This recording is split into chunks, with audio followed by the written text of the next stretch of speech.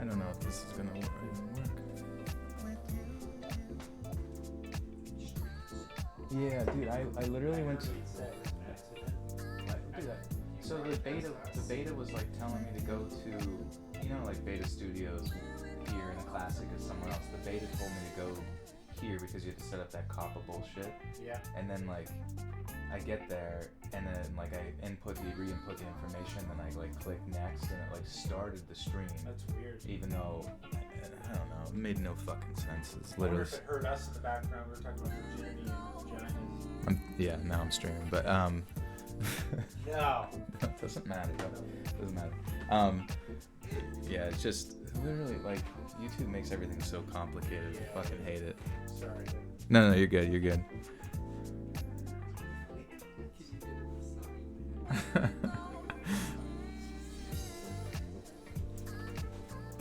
Oh yeah.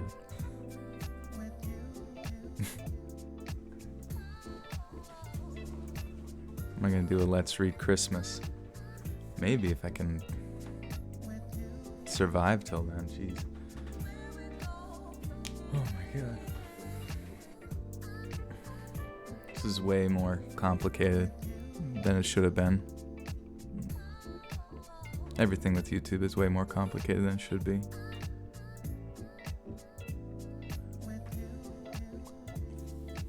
AFC Venting, need to figure out how to do the stream starting soon thing. Yeah, I use this one program. It's called Snaz. And Snaz basically lets you just input through your streaming program, which I use OBS, Streamlabs OBS. You can input a countdown timer. So I think that just like helps people like from spamming the chat, being like, when are you gonna start reading the fucking stories? They can see on screen there's a nice little timer there.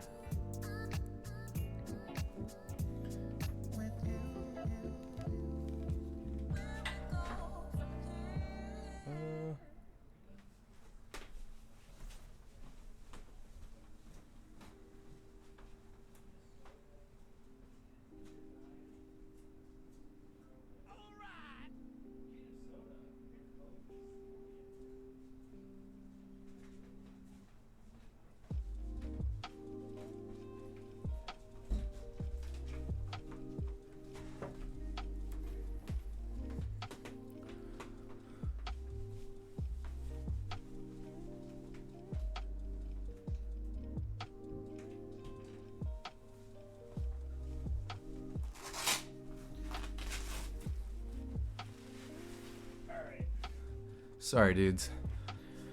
Oh man, this is actually not stressful at all. Literally zero stress.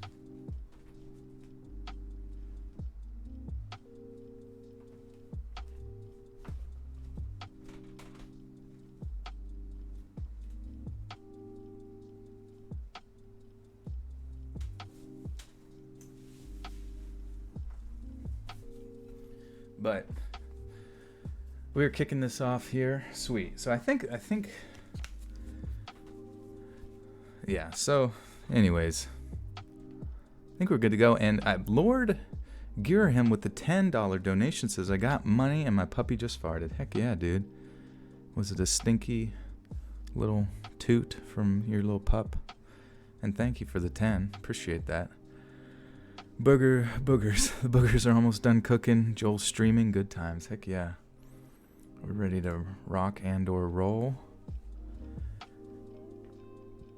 Yeah, sorry I've been a little AFK from streams. I mean, obviously my biggest goal for the channel is to constantly have at least 3 videos a week. As you know, my schedule is Monday, Wednesday, Friday, 7 p.m. Eastern Standard Time for narrations and the like, podcasts, whatever you want to call them. But streams, I wanted to be more consistent, but sometimes it's just hard. Like, it's hard to,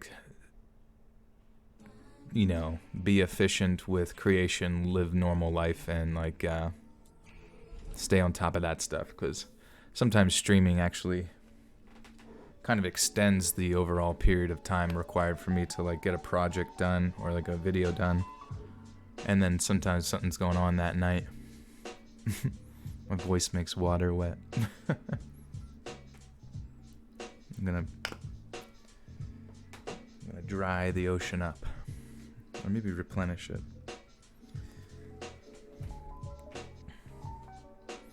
But did anybody get pulled into a stream probably about 15 minutes ago or 20 minutes ago or something like that? And is that stream like still existent there? Because that's what I'm kind of wondering, is like, I would have been, because there's this really weird thing that YouTube is doing right now where they have their YouTube Studio beta. It's like their YouTube Studio. Like, everything was totally fine with their old YouTube stuff in the Creator Classic mode, and now they're testing all this other stuff in a beta, and it just kind of like really throws off the chi of everything. And because of the whole issues going on with the FTC and COPPA, if you're familiar with that, I had to go over to the other one to indicate whether or not this stream was for children, which clearly I would say the stream is not for children, because I say things like poop and, stink butt, things of that nature. And, it would really throw a kid off. So anyways, I went to mark it not for that. And then I clicked next thinking I updated all my, info for it. And I'm used to starting my stream through my Streamlabs thing. And then it like ended up completely like starting the stream itself, and then people were starting to show up like in the chat, and it was just like, okay, whoever designed this, like, there's no continuity from the last one. This is not how you normally start a stream. I had no intentions of starting this stream at that moment, so then it just like really threw me off my game. Speedy Gonzalez with the 2 says, hey man, what's your favorite horror movies? Oh man, yeah, I've Shining for sure. Obviously some good ones lately. We've talked about Hereditary in the past. A very scary scene that I've been talking about with some people in the past couple weeks was that scene from the Zodiac in the beginning, where the couple gets stabbed. That was terrible, just because it was actually like just very gut-wrenchingly gross. Corey, what's poppin', dude? With a 20 Canadian maple syrup. Buckaroo says, won't be chatting because I'll be listening to you on my TV while I go to bed. Oh yeah, get comfy. Time for Betty Bye. Get snuggled in. James Newman with the 2 says, sup, bro, I got a request. Halfway houses. Am I supposed to join your halfway house, or are we starting a halfway house? Emma, thank you. Yeah, thank you guys from the friends in the Discord for helping me figure that out. Apologize if I sounded struiced. Just filled with all this YouTube anxiety lately. Oh God, oh good Lord, oh Lord. No, everything's good. We're good. Say snuggle again. Snuggle, snuggle. You debating studying for government tests? Lila, you seem to be inundated with government-related homework. What in the world? If only the government was smaller, you wouldn't have to ever concern yourself with it. Face reveal at 600k. Yeah, let's show all your friends. Click that like button. Show all your friends this videos, and hopefully maybe we can get to 600k. But there are some people that know my official face reveal has been existing in Discord for some time. You got your PC back from the crazy ex. Good. Yikes. Dealing with exes seems like a real experience for people. That makes you kind of understand why some people just stay out of relationships, dealing with that sort of psychotic insanity. Holly, you're watching Disney Plus. I interrupted Lady and the Tramp. I'm very sorry about that. It was right when they were about to have a meatball kiss, and my stream just blew up the screen. Attention, attention, let's read. It's streaming.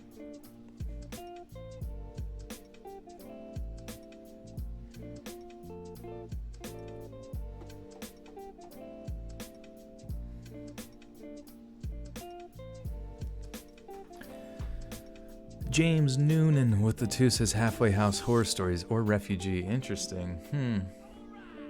Like it would be from the perspective of the refugee, or how would we approach that? But halfway houses would be... I honestly can't say I know much about that community, nor do I know many people who have gone through that kind of stuff, but I do hear a lot of terrifying things from the foster care system for sure. Brittany with the 2 says YouTube is giving 4 free chats apparently. All right. Yeah, get those in while you can. I need Jesus. Don't we all? Brittany with the 2 again says, I got 2 more after this one. All right. Use them wisely. They're like your 4 wishes from the genie. You don't want to waste them.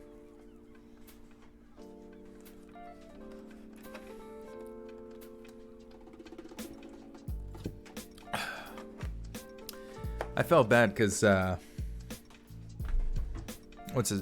Robin, my editor, he's done a lot of really cool graphic designs for the stream and stuff. Not actually this one that's up right now, but when we get to the reading section, he had done that one. And he has a pretty cool one for the stream starting that I was going to incorporate tonight. But I don't know, I just feel like I get pressed for time. Honestly, the changing of the clocks back, back an hour. I don't know how it's taken its toll on you guys, but it's been shitty for me, I feel like, because winter's already short, and they're like, hey, you know what would be sweet? If it got dark at noon. Gothic with the 2 Canadians says, miss you, Joel. Yeah, thank you, Gothic. Thanks for always being here. It's always nice to see you. Shannon, you had some milkshakes today. Hell yeah, were they? And I missed it, I know. I literally slept so much. It's terrible, because I stay up late. I don't know, my existence schedule is actually completely foobar. So, chances are I won't see anybody ever again. You just have to hear my disembodied voice. Cody V with the 2 says, hey, being in the industry, I'm excited for this vid. Cody V, what kind of industry stuff are you working in, my friend? I'm interested. Lila, I always ask you questions, but how about you ask me a question? All right. What's your favorite way to pop open a Pringles can? That's how you really understand someone deep down. Also, I have a bunch of food here that I was going to eat. Sometimes I'm so hungry, and other times I'm not. What's the deal with that?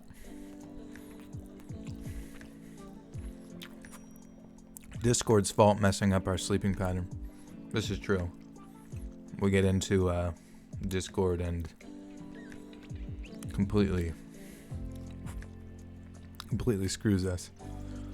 Can I do a Chills impression? I can't. I don't know how to do that. I don't watch, I have to watch his new video to be kind of refreshed. Mr. Chills. How's he doing? How's his video? You guys subscribe to him? How's his videos going?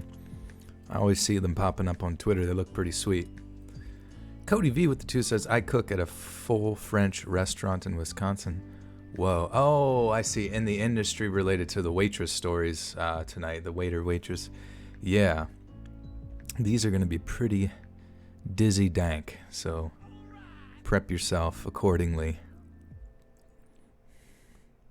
Mukbang. Yeah, I'm having a regular old mukbang right here. This is a mukbang stream. Discord never works. Joel. Elbows and tacos. Yes, you do, Joel. Epic Dylan is chilling. He's good. Nice. I'm glad he's still chilling. What a good guy, you know what I mean? He's just been grinding. Slapping them hams.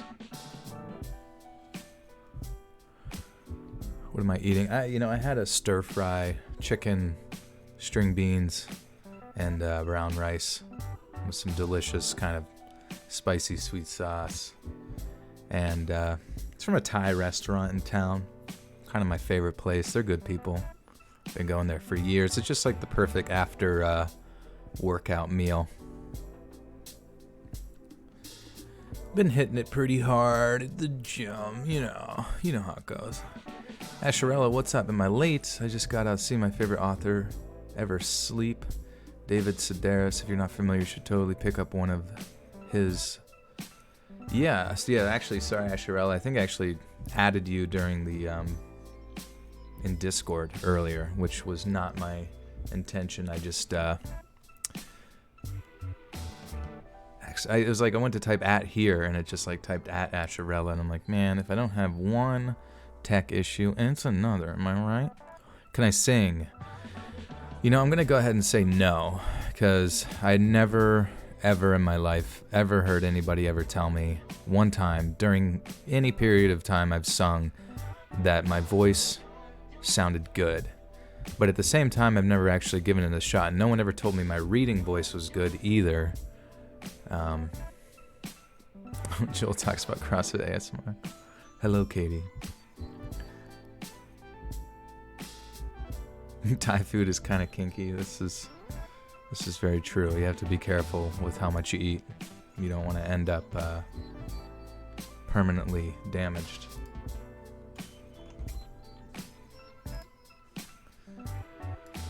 This is a Chill Hop Year Mix 2018 from the Chill Hop Music YouTube channel. Thank you, Chill Hop, for your amazing tunes.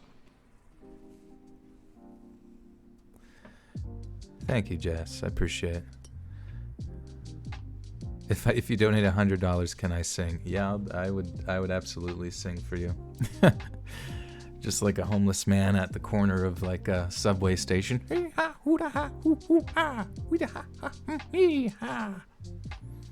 That's actually a song I heard one of them sing one time, and I gave him 100 yen.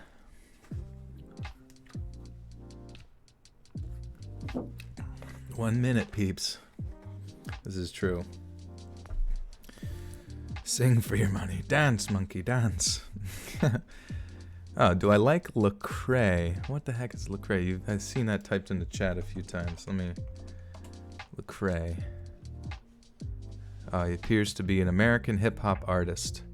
Yeah, unfortunately, I am completely unaware of the existence of Lecrae, but I'm sure I do like hip-hop, so I'm sure he's fantastic. Brad Allen, what up, Brad? With the tenor, with the tinny tin tan. What's my cat's name? It's Purdeep, Purrdeep. He's over in the bed right now, doing a readjust. Just woke up from a 7-hour nap, getting ready for his next cycle of napping. Yep, he's in a repositioned, curled up scenario. I can only imagine what he's been dreaming about. Kind of jealous of cats, like to be able to just sleep that much. Like, do they dream the whole time, or are they just in like a whole nother cat world where they're just chasing down prey in their ethereal realm? I have 2 streams running with audio. Oh my god, dude. Dude, that's so lame. Oh man. I don't know how to fix it. I literally don't know how to fix it. That's what I was so worried. So that's what I was saying. Like, YouTube has the studio beta, man, and man, that's so sad because I legit. Is that actually true? Is that what's happening right now? Because shoot, man, I legit like have no idea how to fix that at all. It has no chat though. Okay. Lecrae is a Christian rapper, so you got that all wrong. All right, thanks, Colton. Yeah, I've never heard him, so that would make sense for me to have no idea who he is. I can fix you, believe me. Thank you. I just it like I have no idea. Like it prompted me to go there because of the Kappa bullshit, and then it ended up starting a stream, and now I'm like, is that just going to be a perpetual thing that exists in the background without my control? Like, I don't even know how to get there from the YouTube studio bullshit. Man, that is... I hate technical stuff. Because then I just, like, obsess over it.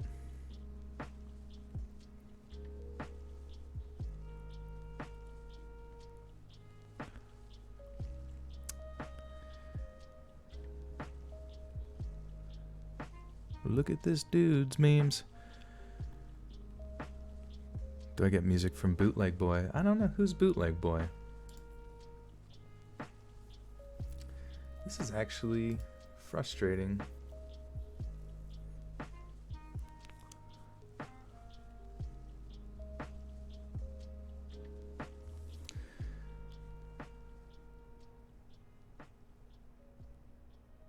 I wonder if it's the same, that stream leads to the same location.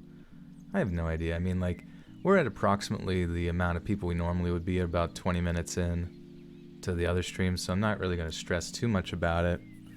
But now I'm just, like, thinking about it here. But we're going to trudge on. The stories will be read either way, and I'll fix that at some other point down the road, I guess. I really want to thank you two for making 2 separate websites.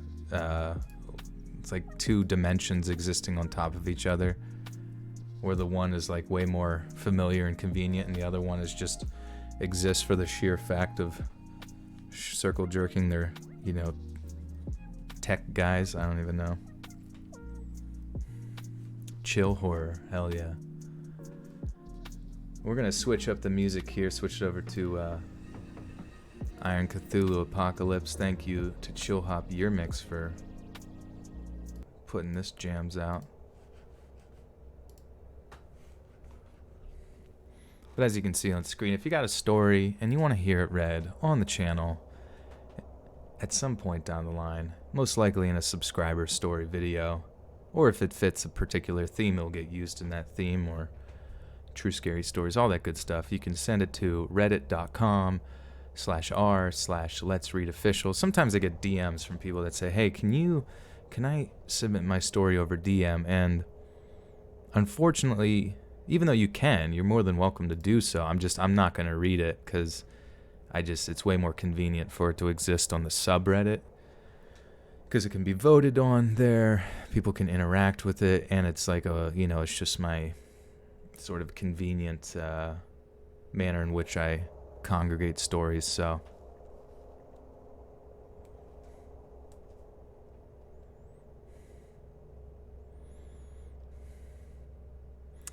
I have colored lights in my room, blue or darker blue. Always darker, my friend. So I just have to record 10 seconds of silence, so then the silence can then, from the background noise in the room, such as the computer fan and things of that nature, can just be removed, and then this audio... Am I a juggalo? I am not a juggalo, though I find juggalos to be very funny. All right, 10 seconds. Here we go.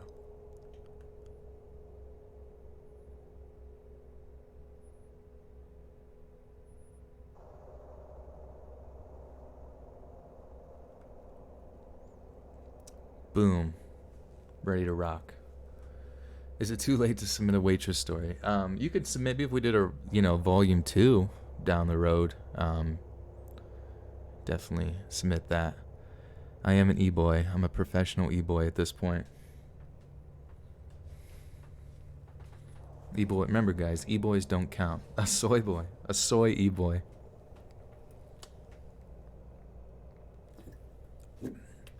Colton, you're a juggalo? It's good to know. My big question to you is like, WTF is magnets. What are magnets, man? Explain that.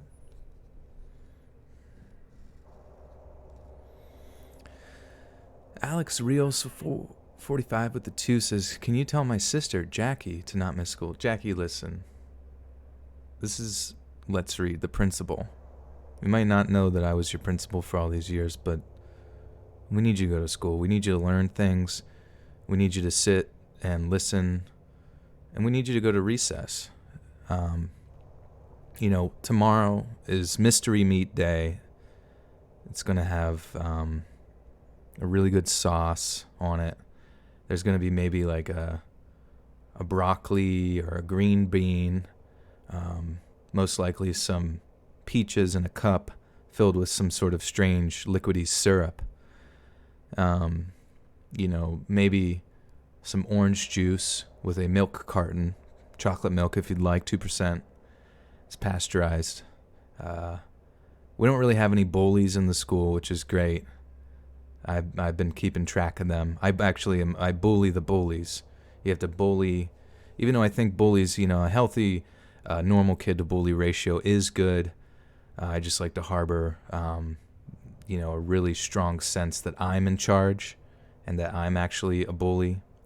So if I see a bully, I bully the bully. I give him a swirly, put his head in the toilet, swish it around. I know it's a weird thing for a professional adult to do in a school situation, but you're not going to want to miss this as a student. So please come to school again. We miss you. We need you. It's going to be dope.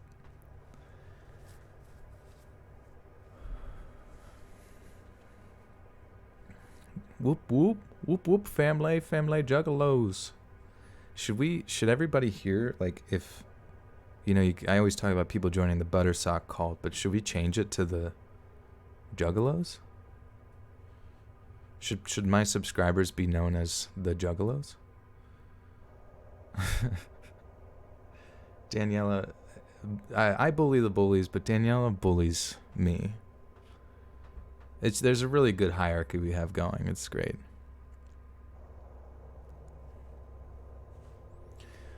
All right, who wants to hear a spooky story? Wait, Snapchat. If you want to hear Snapchat stories, I like the sound of that.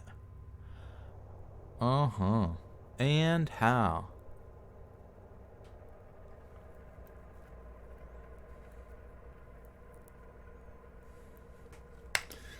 Oh, we got a split vote. Right down the center for juggalos or no juggalos. We'll have to do a real strict count later, tally the numbers. This is Let's Read's chat is a democratic republic, so I don't know if we have a electoral college here or not, but we'll figure it out. You guys will have to split up into various territories and determine the value of your vote and whether or not you want a juggalo or you want to be a juggalo for the next 4 to 8 years. They should be called Sloppy Joes. Oh, yeah. What do you guys think about that? Juggalo or Sloppy Joes? Those are your two options for what you will be known as.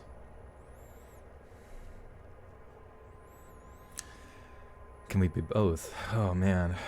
I don't know. I really like to split my population right down the center and have them kind of going head to head. The Sloppy Joes versus the Juggalos. The Sloppy Juggalo Joes. All right, baby, I'm going to read to you. Get ready for this. This incident occurred during my second year of college, sometime in the fall of 2002. All 4 years there, I worked as a waitress in a small family restaurant next to campus. The pay was far from adequate, but the owners treated me like one of them. Growing up without parents made this connection very important to me, so much so they remain an important part of my life to this day. I was one of 4 girls working nights, and 3 of us were students currently attending the university. The surrounding neighborhood had been on a downward slide for the past 20 years. Even with a large number of students inhabiting the area, crime was still steadily on the rise. In order to at least try to prevent ourselves from becoming victims of said crime, several safety measures were implemented. All the usual things, escorting each other to our cars, not leaving the back door open, things like that. However, no matter how hard you try to be safe, some a-hole will find a way to violate you anyway. One late night, just as we were wrapping up the dinner shift, a giant idiot would do just this and, in the process, almost cause a beautiful family to collapse. That night, we were quickly coming on the end of another regular dinner shift when a man came in and said he wanted to get something to go. No problem. I took his order and gave it to the kitchen. Working the kitchen that night was Matt, the owner's only son, and he wasn't happy when he saw it. He tried to throw it together as fast as possible so he could finish cleaning and head home. While he waited, the man paced nervously, looking outside repeatedly. This behavior seemed kind of shady, so I stopped my closing duties and began looking outside to see if I could see what he was looking at. It took a minute, but I caught sight of another man standing just out of view of the bay windows. This guy was dirty looking. His hair looked like it hadn't been washed or combed in years. The second man's actions were very similar to the others, almost as if though they were about to rob us. I foolishly pushed my instincts aside and began ringing up the man's orders. When I gave him the total, he quickly handed me a $20 bill and looked behind him. I continued to ignore his behavior, and when I opened the drawer, I heard a man's voice quietly tell me to give him all the money in the register. Maybe from instinct, I looked up to see who it was. It was all coming from the customer, and he was holding a handgun at my face. "Keep your voice down and don't panic. Just give me the money and I'll leave." This entire time I had been the only employee in the front of the house, so we had me at his... So he had me at his mercy. Every word he said quivered as it came from his mouth. His fear made mine even worse. I didn't need to be bold. I didn't need to be told twice. Inga Moonchild with the 5 says, "Yay, it's my lucky night. Love your streams, dude." Thank you, Inga. Welcome, welcome. That's a cool last name. Moonchild, born of the moon. Lucky it wasn't a foot gun. Yeah, have you ever seen someone hold a gun with their feet?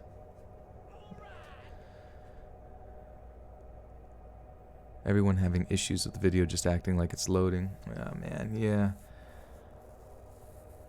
Jugs out for Joel. Fill them up. 5-gallon jugs.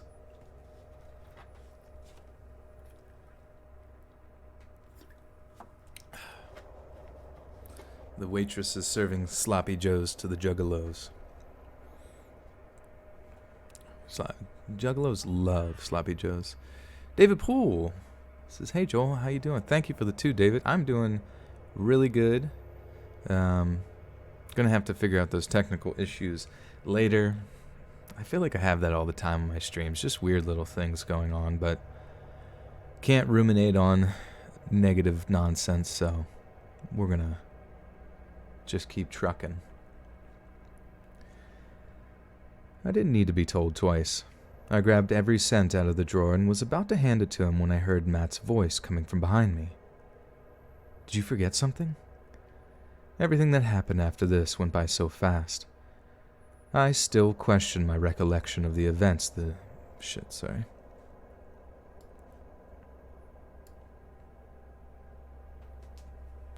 Hey, the Baka Boy 2000 with the big $20 donor says, "Story time. Good to finally be back and ready to listen to stories." Thank you. Thank you, Baka Boy. It's very kind of you. Appreciate that. Yeah, just lay back, get cozy. This chick's about to get robbed. Everything that happened after this went by so fast. I still question my recollection of events to this day. I know for sure that Matt's arrival surprised us both, but the look on the customer or robber's face was pure shock. The second I noticed him moving the gun away from my face, I crouched behind the podium to hide. The gunfire followed soon after that. I wasn't sure if Matt had been shot at this point. I was still curled up on the floor with my arms over my head, very similar to a child hiding under the covers in hopes the boogeyman will go away. I don't know how long I stayed like that. A few seconds maybe. When I did peek out from my arms, all I saw was Matt's body laying motionless on the floor. Even then, I stayed where I was until I heard the voice of his mom yelling out to us. That's when I finally stood up to see the results. The shooter was gone, and money was scattered all over the floor from where I... Oops.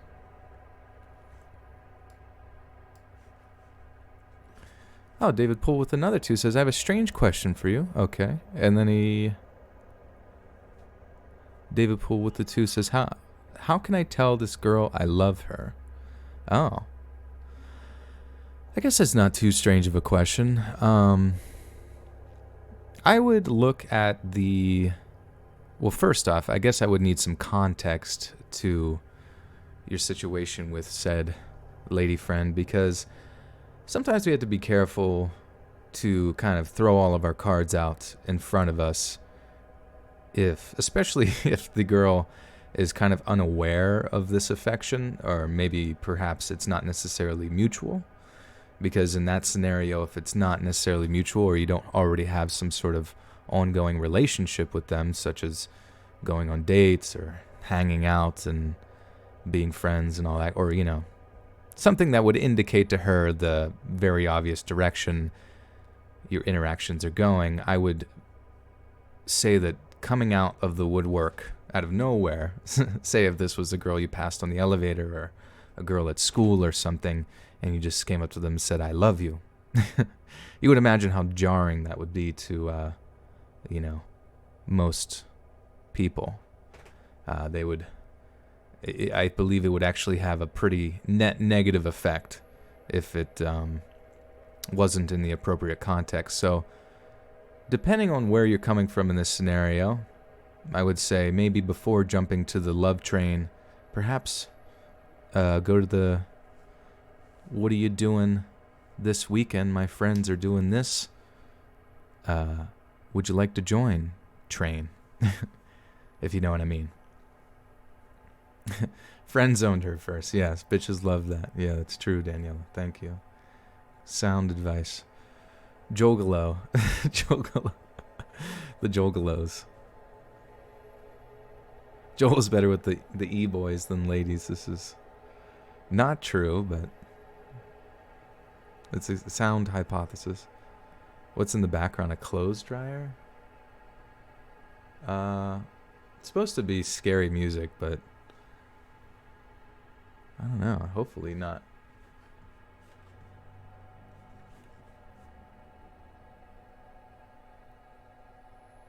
Let's see. Yeah, it's supposed to be like Iron Cthulhu Apocalypse. Blizzbub 88 with the 3 says, what a day. Time for some whiskey and story time. Oh, yeah.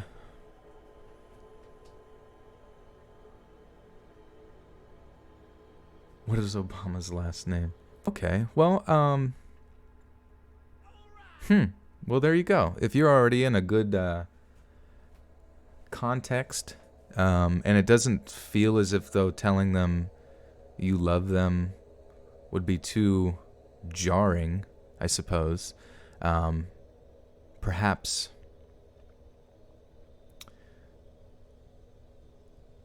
I'm going to say something a little controversial here, and David, you correct me if I'm wrong, but I think girls got a few people listening here, but I think girls enjoy when the guy is in a position of control. Like, the girl likes to have sort of a perception of choice in the matter, and I certainly believe that they deserve that, and I believe both parties definitely deserve that, but I think in a lot of ways the girl has the overarching desire to be the one that is the most vulnerable in the relationship. And David, I'm going to give you some advice in the sort of from the perspective of potentially holding your tongue for a period of time. Because when a girl recognizes that you are placing yourself in a vulnerable position, especially early on in the relationship, and suddenly they feel as if though there is a certain pressure to be something more than they desire to be to that thus point, it's usually relatively unconventional to them, and they don't like it, I don't think. So honestly, I would say keep doing what you're doing if you already are romantic. Keep being, alpha male, whatever you want to call it, Keep being cool Mo D, and allow, over a period of time, the girl to be the one to be vulnerable to you. Because I think that's almost more biologically standard, in their minds, if that makes sense. And I know that sounds almost like way too analytical to a certain extent, but I think you would benefit from being the one to hold your cards for a period of time. Obviously, guys are the ones that ask girls to marry them and stuff like that, but I don't think you want to scare them away. You want to allow them to almost make that next level choice, if you understand where I'm coming from. But keep doing what you're doing. I'm proud of you, and I'm happy you're having success in the romantic world. Lady Fairy J with it says, love your work, man. Oh, you got nice on the Twitter. Cool. Sweeping generalization. Yeah, Tap's forehead. That's what I'm doing the entire time. Yeah, I don't mean to listen. That doesn't, just says, wow, Joel, that doesn't help at all. Well, it's. I think it's going to help in the sense that it already sounds as if though you're apprehensive, and I don't think. Thank you, David, for the 10 there against this. Thanks so much, Joel. You have no idea how much this helps me. I know, listen, because it's just what I've come to find, and I know that sounds almost like counterintuitive to a certain degree, but when you come at a relationship as the male, a male-female relationship, that's the only one I can really speak from at this point, is that like you don't want to throw your insecurities, you don't want to vomit them up on the table and say, here's my heart, you know what I mean? Like, because I think there's an underlying sort of psychological desire from a girl's perspective for a strong-willed character. And I know that sounds rude maybe, but just play it cool. Play it cool and, allow your presence to be there, but don't dig yourself into a hole. I guess I could say it sounds a little odd, but because there will be plenty of time for vulnerability down the road, I do believe. Zombie Rants, you can't hear anything. Uh-oh. Shout out to all the boomers in the chat. Okay, boomers, get ready for this next sentence. The shooter was gone, and money was scattered all over the floor from where I dropped it. Matt more than likely died immediately. At his feet, grilled chicken salad was scattered everywhere like the money. Matt's mom stormed out of the back. When she saw her only son lying on the floor, she collapsed in grief next to him, and this is where she stayed until the police arrived. Just to avoid making an already long story longer, I'll leave you with the facts. Even after telling the cops everything I saw and giving a detailed description of both men, neither man was caught. The family closed the restaurant for several days after the shooting and stayed that way until a few days after the funeral. From the day of the reopening, a cop in plain clothes has protected the place, and there hasn't ever been another holdup since. My work at the restaurant would continue for the remainder of my time at the university. I was shaken up for quite a while and may have never been for... Oops.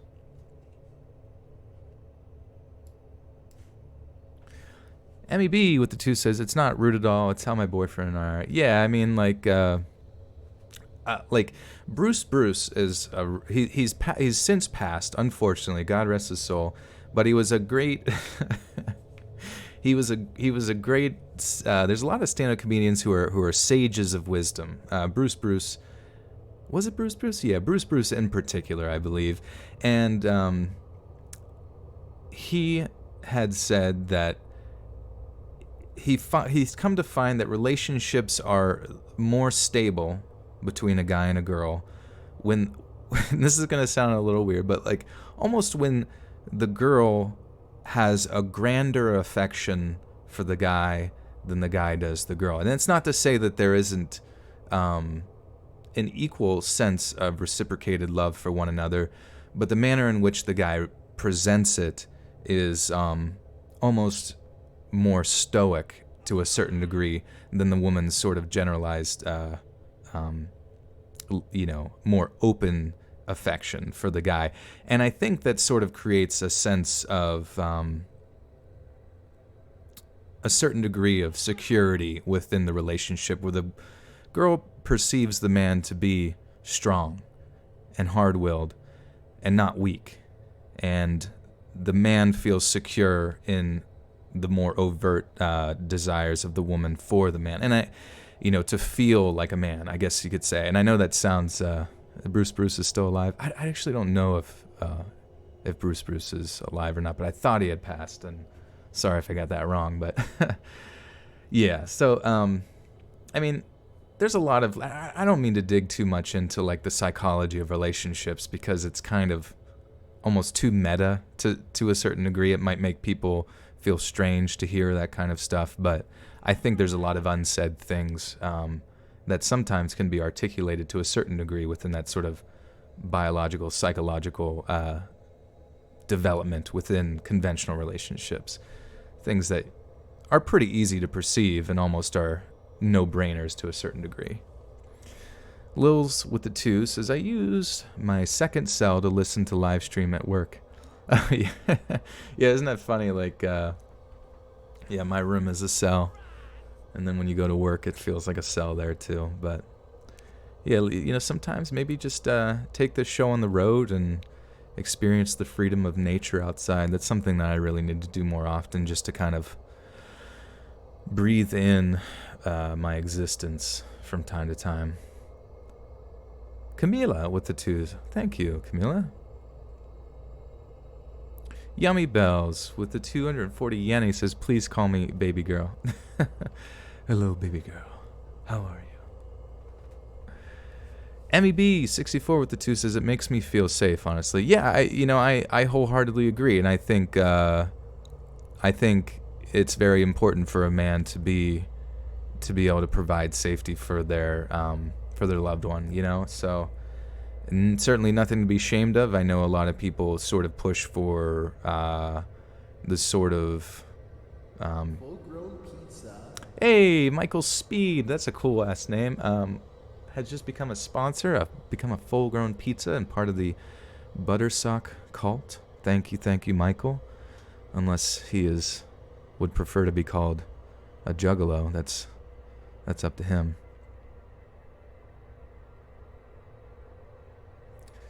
Cold Murphy says, I have special needs. You can go to jail, and a rapper diss track is on the way. Are you going to diss track me, dude? What did I do?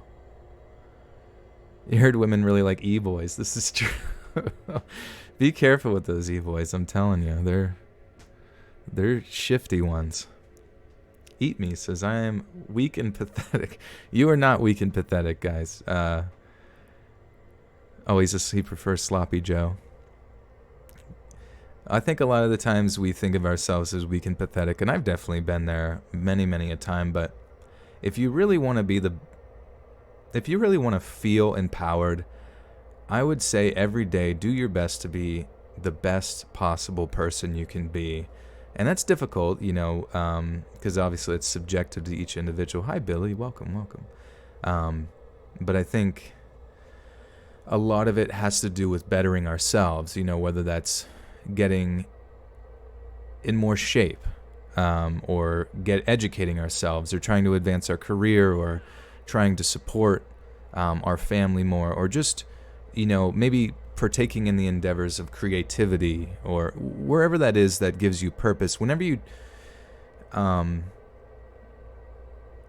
it all certainly comes down to discipline, and the more disciplined you can be, I think the more powerful you can be, and the less you feel weak and pathetic, because you find purpose in what you are setting out to accomplish. And I think that can also take our minds off of always trying to find that significant other, and then and when they don't fill that hole in our heart, we feel saddened or sort of shot down. And I don't think we are meant to be in that position of feeling shot down. I think we're meant to pursue greater things, to keep our mind away from those lows. Michael Speed with the 5, thank you, says, keep it up. I am trying. I am trying my best to keep this up. Thank you so much for the 5. Ty Crew with Seuss, have you ever had a paranormal experiences? I've had some weird stuff with like sleep paralysis, and I had told a very, very strange story in the past whenever I prayed over a dead butterfly and it came back to life. Kind of don't want to go too much into that one because it makes me sound insane, but it was certainly a very eye-opening experience, one in which still confuses me to this day, but after hearing so many stories of the paranormal, I certainly wouldn't put it outside of the realm of possibility, honestly, with how strange reality truly can be. Billy Amber with the 2 says, how are you, back from some Thanksgiving shopping? Oh, Thanksgiving shopping. Yeah, we got to get ready for that. Honestly, is Thanksgiving a better holiday than Christmas? Based on the, like, as an adult, you know, like, where all you have to do is just kind of like make food or show up to eat food, and there's no obligation on purchasing presents or anything like that. Emmy B with the 5 says, another thing that makes me feel safe though is gummy bears. Yeah, that's true. Definitely avoid the sugar-free ones because they can make your butthole feel very unsafe due to the sort of diuretic effect on that. Believe me, I've learned from experience. I was shaken up for quite a while, and may have been for far longer if it wasn't for the love and support of the family. We seemed to have served as a coping mechanism for one another, and through the shared pain of Matt's death, brought closer together. After I graduated, I moved on and am currently living in Atlanta with my partner. The restaurant continues running 5 days a week and doing well. It seems the neighborhood may be on its way up. In the last year, several large companies have opened branches, and the continuing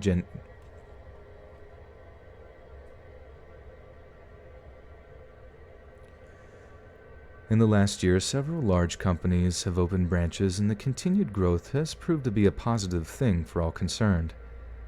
Allison, the matriarch of the family, recently told me on a phone call that she was willing to put up with the hipsters that were slowly invading the area. After all, they were a big step up from the murdering crackheads that had been seen there before.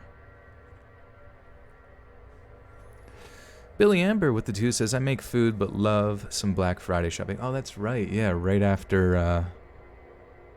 Black Friday horror stories would be good. That's honestly a great idea. I don't know if I even have...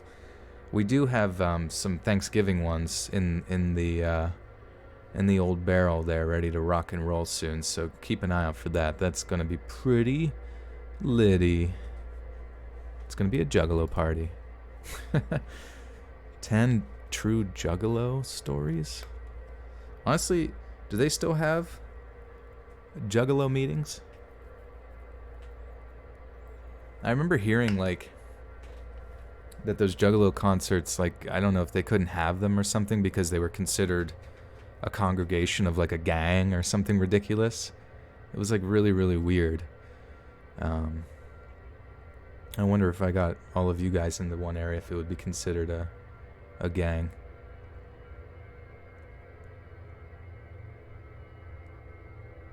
You guys there, you got some juggalo stories to submit?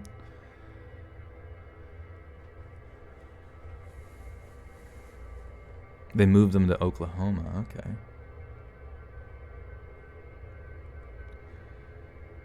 If I have my dates right, this happened on November 17th of 2017. It was a Friday night, and my roommates and I were going to dinner before we headed to my brother's club. No one could agree on what they wanted to eat, so we ended up driving around for an hour. All the indecision was driving me mad, so I finally made the choice for everyone. This particular restaurant served the best egg rolls in town. It also used to be where I waited tables. However, after the owners sold it to an investment group, it became an intolerable work environment, and I was forced to seek employment at another restaurant. Keeping the chef was their only wise decision. I wish I could recommend it to you, but after what had happened, you'll see why you may want to give it a pass. A line was already beginning to form out in the front of the building, but I was willing to wait. My roommates moaned, but I assured them that the food would be worth it. They should have counted themselves lucky. I'd waited tables on Friday where the line stretched 3 blocks. I was pleased to see we were only 20 customers from the door and the line was moving rather quickly for a Friday night. As we stood around waiting, we began making small talk to pass the time. Just a few moments later, a group of people at the door began yelling at each other. They were involved in an argument with another gentleman that had just left the restaurant a moment prior. I can't tell you what they were arguing about. It all took place in an Asian language, possibly Vietnamese. I'm still not sure. The language they were using didn't matter much.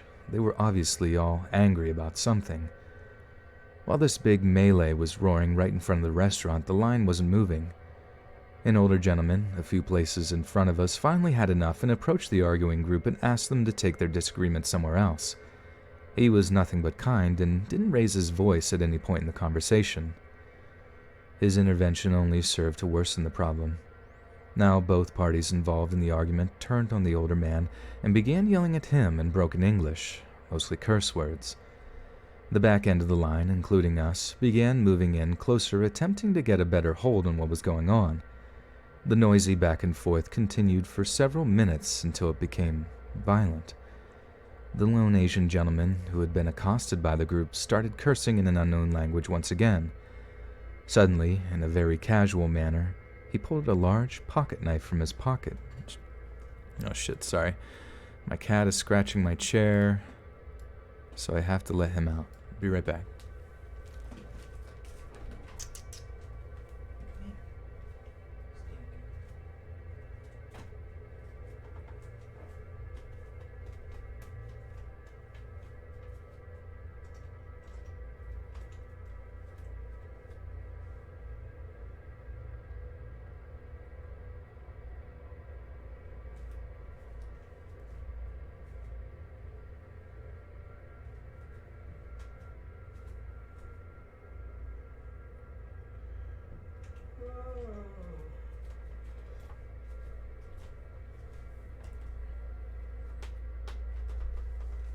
Okay. Colton, you don't care about my cats. Why not, dude? My consistent updates on Pradeep is what keeps this channel afloat.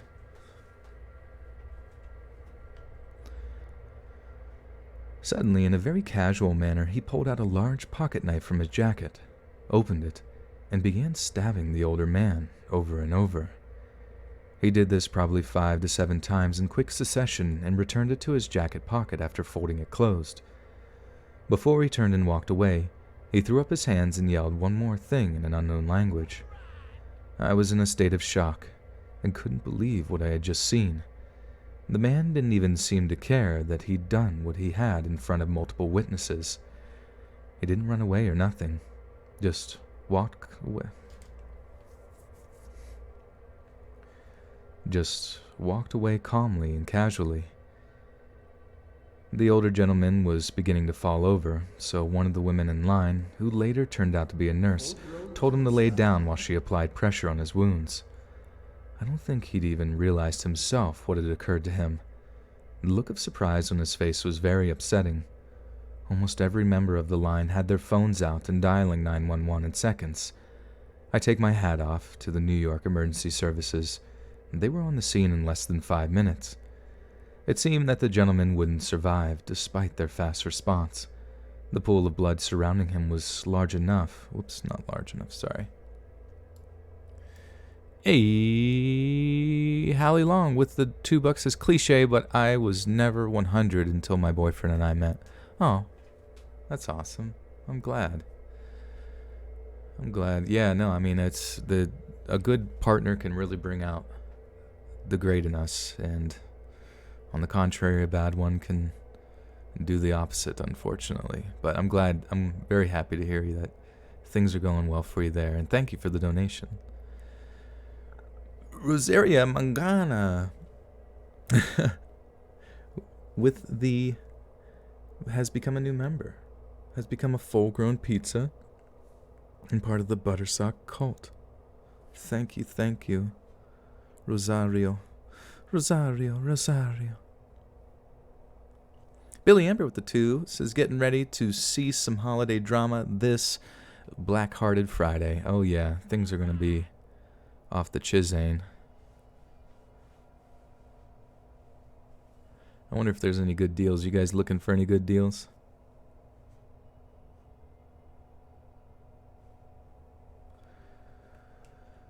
The pool of blood surrounding him was already large and was getting larger by the second. When they rushed him away, he was still conscious but starting to fade. The nurse left with them, still holding her hands firmly against his chest. Strangely, most of the crowd had already disappeared, and the few of us left could only tell the police what we'd witnessed. At some point, while everyone was distracted, the group of 3 people the assailant had been arguing with quietly and silently slipped away.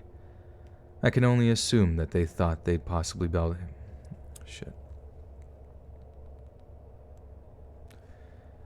I can only assume they thought they'd possibly be held accountable in some way for the attack.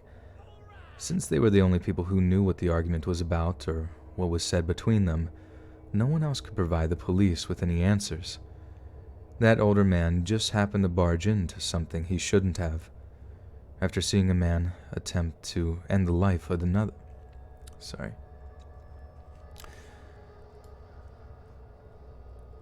Welks, what up? With the $2 says, hey you. Welcome back, Welks. Good to see you again. I feel like it's been a while. Quite some time. Billy's not 100% without me. Thank you, Billy. You're 150% with me. You're a superhuman.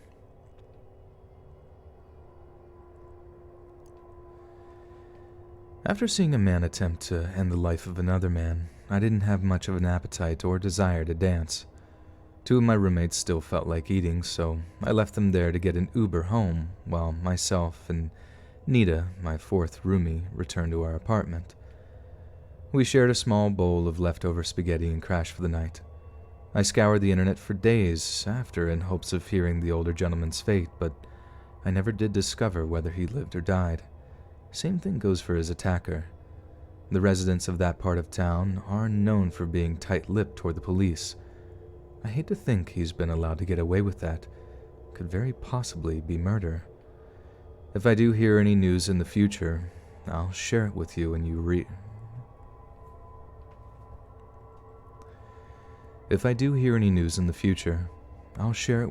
readers.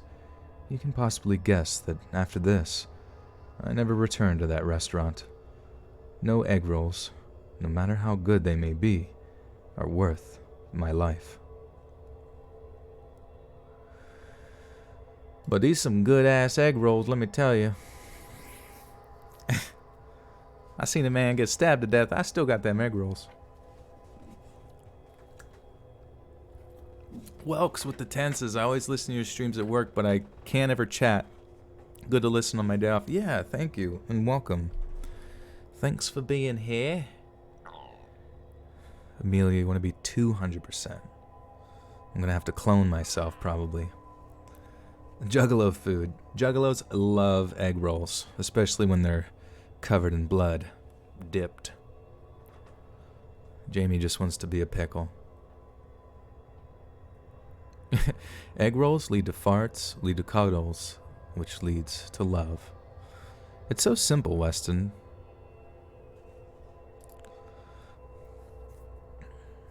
Some good-ass egg rolls. Will you and Axeman Cartoons ever collab again? I hope to. He actually was messaging me recently. I mean, you guys might be up to date, but basically with the FTC in the state of New York, they had sued Google because Google had violated the COPPA Act, which was like Child's Privacy Protection, Act or something like that, where you can't collect data on children under the age of 13 to then make targeted advertisements towards them because of how susceptible they are to advertisements. As you may be well aware, there are plenty of channels here on YouTube, many channels, kind of more on the unknown if you are obviously over the age of 14, of channels that are pretty specifically targeted towards children. They garner a large amount of views, some pretty wild amount of views at times, and unfortunately, YouTube, I guess, was collecting data on these children and then caused the lawsuit So now, because of this lawsuit, YouTube will no longer be able to collect data on kids, obviously, and unfortunately, in this fallout from that, due to a sort of their unfortunate ethical decisions over the period of time, kids' channels on YouTube or channels that are targeted towards children will not be able to receive targeted advertising for their content, which some people say could potentially kill their revenue up to like only making like 1/10 of what they normally make, which, sucks for them, because that's I'm sure a lot of people in here, their livelihood was completely destroyed from that. And Axeman Cartoons was telling me how he was nervous because a lot of us YouTubers have to mark now whether or not our channels are dedicated towards children, so that whether or not it can determine whether or not we should receive targeted advertising. Thankfully, I've been fortunate that my channel obviously is not really for kids. It's more of like I don't know how you would describe this channel, like a PG-13 or maybe a, higher than that at times channel with some of the content that we cover as a podcast. And X-Man was worried that, the FTC is kind of targeting, animations, or that the machine learning that Google is going to use to determine what is targeted towards children might just be animations as a whole, which would be really unfortunate because I have quite a few animations on the channel that then may not receive, I guess, full advertising or something of that nature. But it's hard to say. I don't know what to expect. I mean, hopefully, the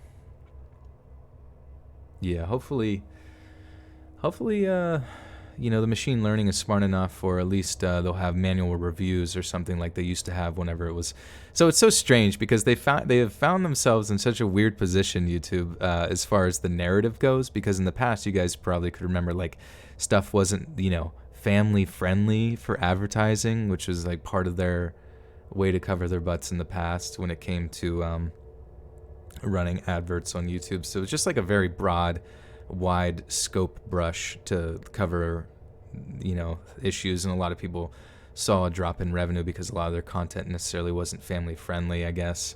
Kind of ridiculous. I think we fortunately have made past that adpocalypse thing, but then they go to the other extreme where it's like if you're a kids channel and completely family friendly, you just get demonetized completely. So I saw Blame It on George had a pretty funny tweet where it was like, I'm releasing my it's like, I'm releasing my new video that's family friendly but not too family friendly here this Friday. Stay tuned. I don't know, it's just really funny because it's exactly what the kind of like overarching narrative is sort of telling the creators here on YouTube. It's just,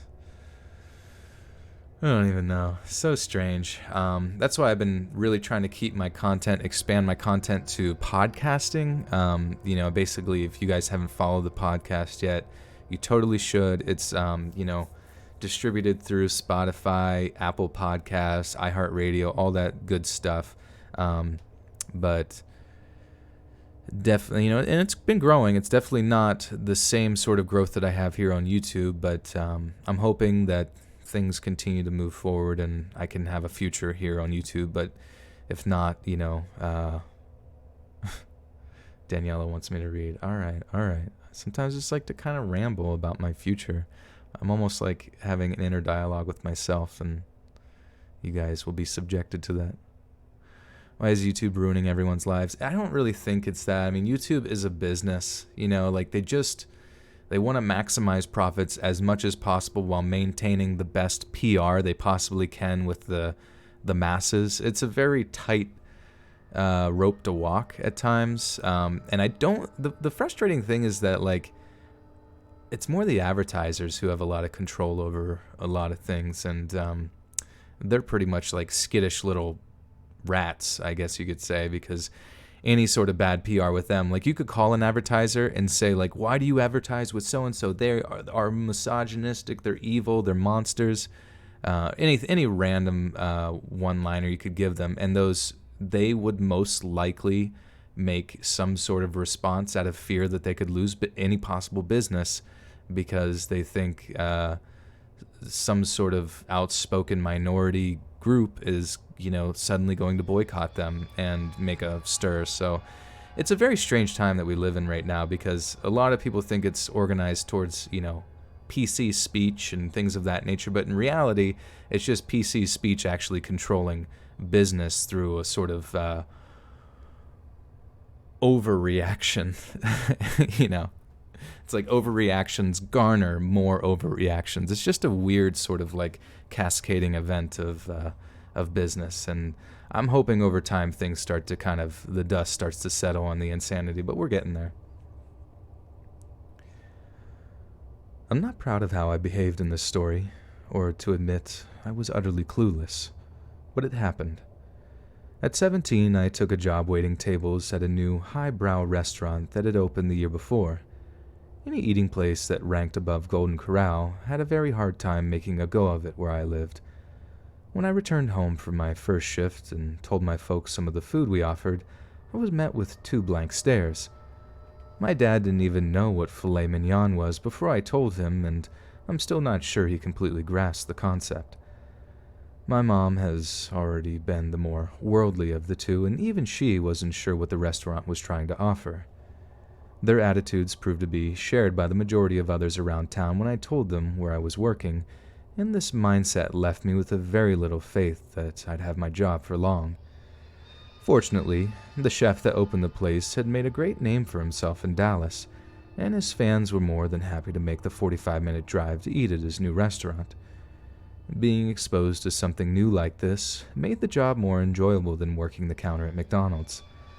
The customers were also much classier and kinder than many of the people I had grown up with. Probably the most loved of the regulars was a businessman from Plano. Oh shit, I don't actually know if that's how you say the word, Plano. It sounds like a location that I'm unfamiliar with. Inga Moonchild at the 5 says, I'm going to be starting my own horror mystery channel this coming new year. Any words of wisdom you can share? Yeah, absolutely, actually. That's convenient timing. There's a channel that I want you to go check out, that I want you to emulate. And it's had a lot of success in a very short period of time. Gets more views than me, less subs, doing great. It's called That Chapter. It's a great content in general. I actually messaged them about a collab recently, so hopefully, maybe we can work together sometime. It doesn't matter. I just wanted to kind of, I like reaching out to other creators and letting them know that they're killing it, whatever. But basically, his channel is kind of revolved around true crime, and probably releases a video, I would say, once a week. That's a relatively reasonable amount of time, especially for higher, more involved content that has like research. But I would say to you, maybe avoid stories for now and focus solely on making quality, well-edited, things that focus on mysteries or true crime and that kind of thing, because that seems to be really popping off now. People enjoy, jumping on a video that's maybe 20 to 30 minutes long, like it's almost, it's documentary, essentially. And one huge selling point that I would say that they do great, That Chapter does, is they show their face. They're in front of, a cool backdrop, very mysterious, and in between the sort of visual elements that are involved in the editing, this individual, will pop up and, give some feedback on different stuff. And it kind of breaks up the monotony of just generalized, stock footage or whatever it is you're using. And I think as a whole, those type of projects aren't necessarily too fantastically hard. But I would say before you start your channel, understand it's going to take some time to get to the point where you can monetize and all that kind of stuff. So definitely be under the interpretation that you will have to put some time into this. So come into it with a certain degree of passion just to keep yourself motivated to keep moving forward, but also get a very focused direction in which you wish to take the channel. Don't kind of come into it willy-nilly, because that's where I see the most growth in channels, is the ones that have a very focused pathway in which they hope to do content and grow their business and that kind of thing. So, go into it with a plan. take all the good parts of other channels and make it your own. You know what I mean? Do your best. KFC Man with the 2 says, hey you. Hey, KFC Man. You fixed your account. What was going on with it? Send in the clowns. Samir. Thank you, Samir. For the clown army.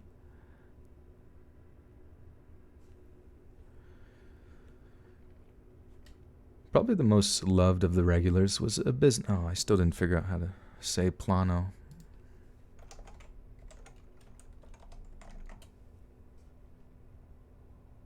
Anybody know how to say plano? Oh, Plano, my e-bro. Thank you, Weston. Are you sure is it Plano?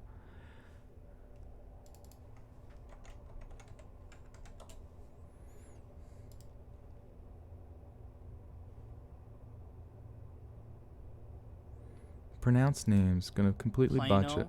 Plano. There it is. Thank you. Good call.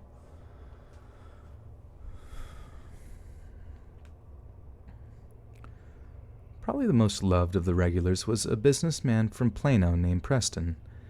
He treated the waitstaff with respect and tipped more than he ever needed. One Thursday evening, he came into the restaurant with his wife and another couple. After choosing their wine, they ordered their dishes. Roughly 15 minutes passed, and I was called to bring their orders to the table.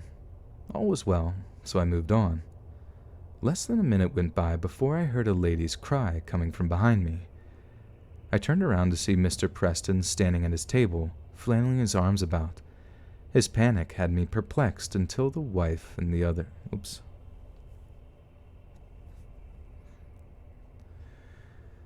His panic had me perplexed until the wife of the other couple yelled, "He's choking! Help him, please!" Like I said at the start, I'm not proud to say it, but I had zero idea of what to do. You could clearly see he was scared and beginning to turn blue. I was panicking now. Just in the lick of time, Mrs. Preston returned from the restroom to calmly wrap her arms around her husband and thrust them against his diaphragm. A hunk of steak shot out of his mouth like a bullet, and he instantly returned to his normal color. She nonchalantly kissed him on his cheek and said, "Honey, you need to start chewing your meat more. One day, no one will be around to help you." A cute, sly grin appeared on her face as she sat down. Mr. Preston also sat and continued breathing heavily for a couple Mr. Preston. Oh, okay.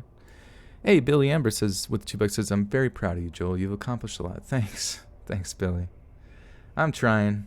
You know, the channel itself has kind of been at a consistent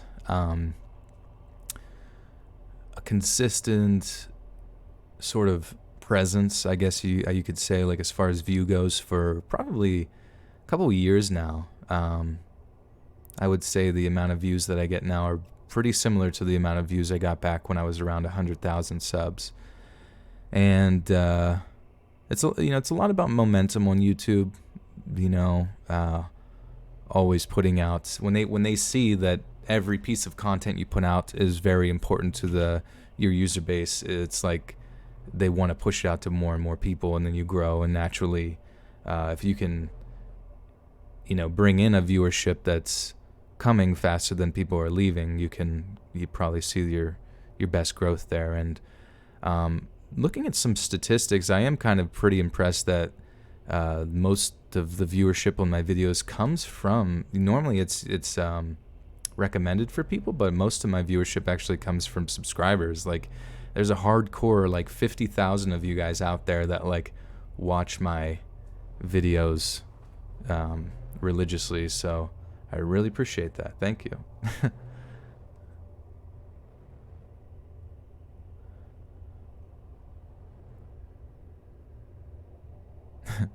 Daniela, I can guarantee you that will absolutely happen.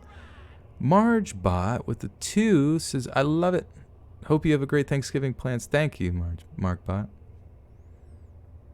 Guys, go sub to Mark Bot. She has been around with the channel and supporting the channel on Patreon for like a really long time. So thank you so much, Marg. It's an honor to share this platform with you, my lady.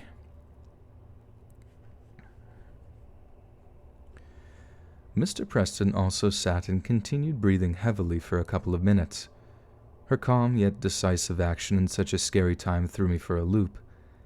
That lady will always have my respect. I was still freaked out, so I had to go sit in the back for a minute to regain my composure. When the owner saw me and asked me what was wrong, I explained to him how harrowing those few moments were. After I described what Mrs. Preston had done, he explained it was something called the Heimlich maneuver and what it did. The incident did become a motivating factor in his decision to make the restaurant's employees take CPR classes just in case something similar happened in the future. So I guessed a customer. Sorry. Mr. Gooley with the 5 says, I have a mini-series on my channel where I covered the stories of the Zodiac Killer, Dr. Death, and more. True crime stories are very interesting. Absolutely, yeah. Mr. Gooley, thanks for the $5 donation, and yeah, hopefully people can go check that out, because honestly, I love stories, but I really, really like sort of mini documentaries and exposés on interesting topics like that. I think those are really starting to blow up. Colton says, do I smoke a weed? I do not, no. Though I have no issue with people that do, I just not really into it. So I guess a customer's near death did cause something positive to happen. Once I pulled myself together, I headed back out to check on my tables, starting with the Prestons. Mrs. Preston went on to explain that this had happened before, a few times, and she had made her husband promise he wouldn't eat steak when he was alone. Nearly choking to death still hadn't taught him to chew his food well, but I still can't eat steak, even 10 years after witnessing it. I don't smoke weed, but I definitely 420 no scope. That's kind of a guaranteed with me, I feel like, lately. 420 no scoping your grandma is like just part of my daily routine. What's my first name? It's Joel. Joel. I just sound high. All right, that's fine. That's fair enough. And I've been told that many times before. And back in college, I used to have like long, hair. So people would always, like they'd be at the bar that I would work at, like, yo, this guy smokes for sure, dude. Yeah, 420 no scopes, schoolies, ghouls, and goblins. Yo, friggity frack, man. This guy does hella kickflips. Jolena. Oh, that's right. I've recently changed. Mr. Gooley says, you once smoked when you were 16, had nothing for about 10 rips. Then it hit me and I laughed so hard I cried. I felt so happy and sad at the same time. Then was paranoid. Everyone knew. Never again. Yeah, I'm sure many of us have been in that same spot. Be very interesting to see when that becomes just completely federally good to go. But I'm also anticipating the government to completely fuck that legislation up, and even if it is legal, they'll probably legislate something out of it that drives everyone insane.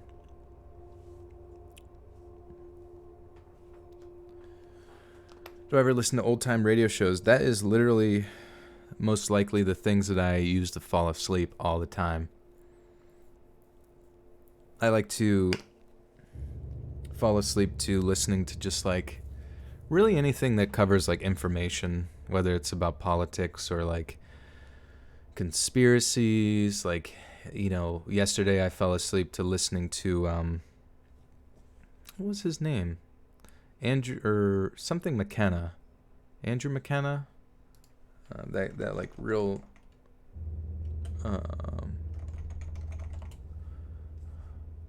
Terrence McKenna. There's a really great video from like the 70s or something where Terrence McKenna is doing an interview talking about UFOs and their sort of generalized archetypes. And his voice is very, very hypnotizing. And he was just talking about like how UFOs they might not be what we perceive them to be. You know, he was saying that essentially anticipating whether or not NBC is going to tell you what a UFO is about the same unrealistic expectation to NBC telling you who you are, you know what I mean, in its sort of complex nature. You know, a lot of the times we might think that UFOs are little green men from Mars or something of that nature, but he was obviously one of the first to really go into the sort of strange phenomenon of UFOs kind of existing within a large portion of human history, and the fact that maybe they are sort of potentially interdimensional to a certain degree, or a manifestation of our own minds, things of that nature. It's hard to say, I suppose. A lot of people have had a lot of different experiences. But, you know, he was saying that, you know, our perception of what life is oftentimes is kind of based around the concept of, like, you know, carbon-based life forms, things like that, things that we sort of generally define as life. And in reality, we have to come to terms with the fact that things that are extraterrestrial to us could exist in such a state of existence that it's sort of impossible for us to comprehend, you know what I mean, within the maybe a state of what we perceive to be maybe potentially spiritual existence, or existing within the realm of the shadow, I guess. But yeah, very interesting stuff. Like, I just like to listen to really weird stuff, you know. Kind of sucks right now as far as learning about politics, or, you know, kind of getting pulled into politics now, because a lot of it's very, like, left-right divide. And to me, it kind of getting pulled into that sometimes ends up closing your mind to other perceptions of reality, or government hierarchy, or, you know, social reform. But I like kind of going back before people had really staunch, you know, stances on their perspectives on politics, you know, where you weren't so galvanized to one side or the other. And I feel like people, a lot of those things that you can look up in the past, you know, helps you to perceive things from a grander perspective, a more wide lens. Jess, the popcorn's making you fat. How does that happen? Is it the butter? Do I plan on adding Google Play to your podcast list? You know, I'm going to have to ask Audio Boom, who I do my podcasting with, because I've heard that before. People say about Google Play, so that's a great question. I'm going to email them about that. You know what? It's such a good question that I'm going to actually write that down right now.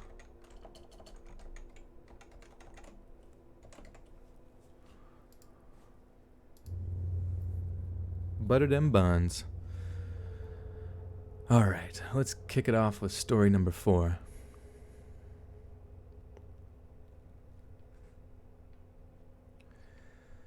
My first job waiting tables in college also just happened to be my first time meeting a person with mental illness. The place I was working at had this schizophrenic dishwasher named Irving. He was actually a very kind man, but I could see why his physical size may have intimidated anyone who didn't know him. I'd wager he was about 6'5", and his frame was what I would call husky, but he was by no means fat. His childlike manner meant you were virtually unable to dislike him, and many of his innocent takes on life make me laugh still. I happened to have a friend whose mother served as his caseworker for about a year.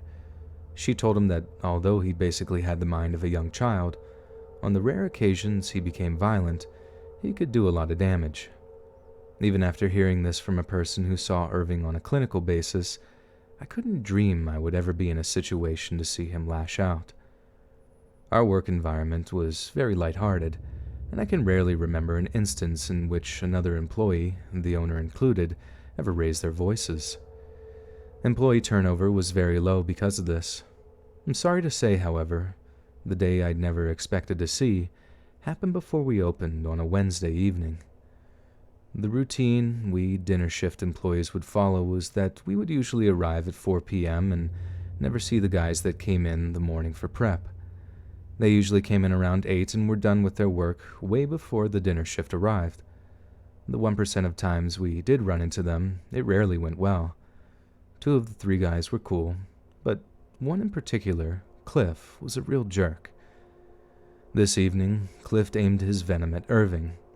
I'm not sure if he had a death wish or he was just stupid. Probably stupid, actually, but it seemed he mistook Irving's kindness for weakness and began talking to him in a very condescending manner. Condescending manner.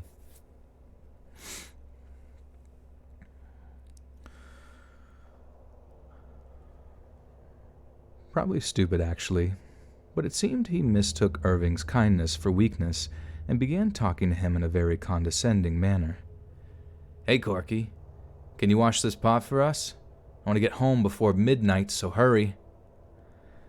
Despite not yet being on the clock yet, he was more than happy to do it. I think the regular dishwasher had already left, and Cliff thought he was too good to wash it himself.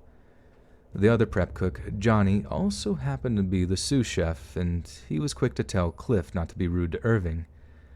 Perhaps not solely for Irving's sake, but Cliff's reply showed the utter contempt he held for Irving. "That dummy isn't smart enough to know what I'm doing. I'll be fine." No more than a second after finishing his thought, Irving made a fast turn and swatted Cliff with one hand, knocking him a few feet into the big double oven. The oven put off a lot of heat and must have burned Cliff badly. His screaming made my blood curdle. I just happened to be in the kitchen when this occurred, and it was my first and last time to witness Irving's anger. Cliff barely had time to acknowledge what was going on, and Irving didn't appear to be done. I don't know if anyone else was as terrified for Cliff as I was. I didn't dare make a move, not because I was scared of Irving. I was more afraid that Cliff would go after him. Instead, Cliff knew he'd messed up and didn't have enough time to get away. Thinking quickly on his feet, Johnny spoke up in time to distract Irving from smashing Cliff again. "Hey, big man, have you got that big stew pot for me? I've got to make a batch of gumbo for tonight, and we open in half an hour." As if someone switched on a light, Irving's scowl became a big, happy smile in an instant. "Okay, Johnny, here you go." He pulled the pot from the hot dishwasher and handed it to him like the last few seconds had never happened, and went back to his work. It was the most amazing thing I'd ever witnessed. I was sure Cliff was about to die right in front of me, but one kind word managed to defuse it. I don't know if Johnny really did have to make gumbo, but he knew Irving very well and how much he liked him. I'm just glad he was there to prevent Irving from ruining his life over some idiot we all hated.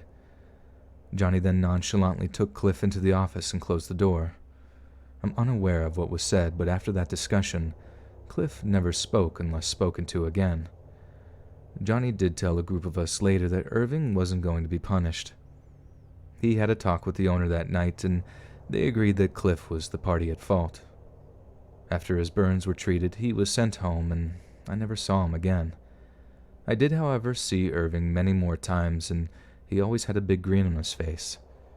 Seeing firsthand how quickly he could switch back and forth gave me a small insight into the mind of a mentally ill individual and made me much more sympathetic to their plight. This is one of the main reasons I decided to go on and become a mental health professional.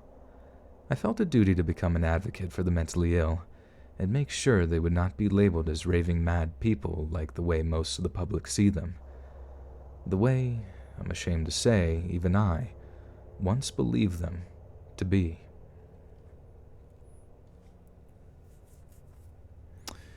Natasha with the 10 says, "Love your channel." Thank you, Natasha. Thank you, guys. We're almost at 400 viewers. I'm kind of wondering if the weird issues with the other stream, where I think I have like 2 streams going at once or something like that, may pull the numbers, separate them. I'm not really sure though, but thank you guys for being here. Appreciate it. MEB with the 2 says, "I just dropped my phone on my face." I've done that before, where I have it above me and then all of a sudden it just like falls on me.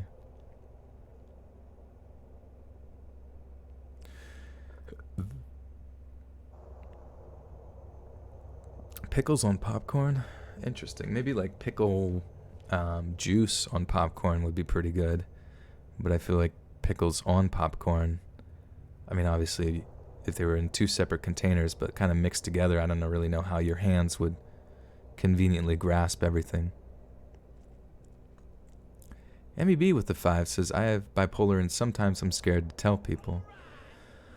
Yeah, obviously I guess that would be something that we might not reveal unless it's a close friend or, I don't know, whatever you're comfortable with, but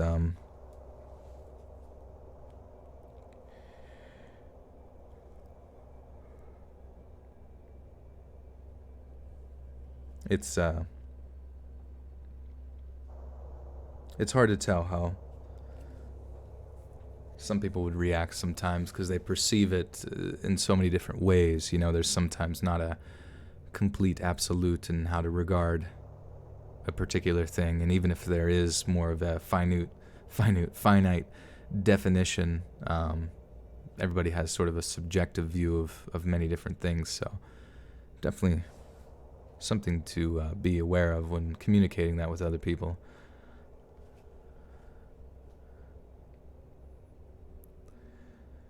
I'd gone the first 22 years of life without having any near-death experiences and hoped to make it through the rest the same way.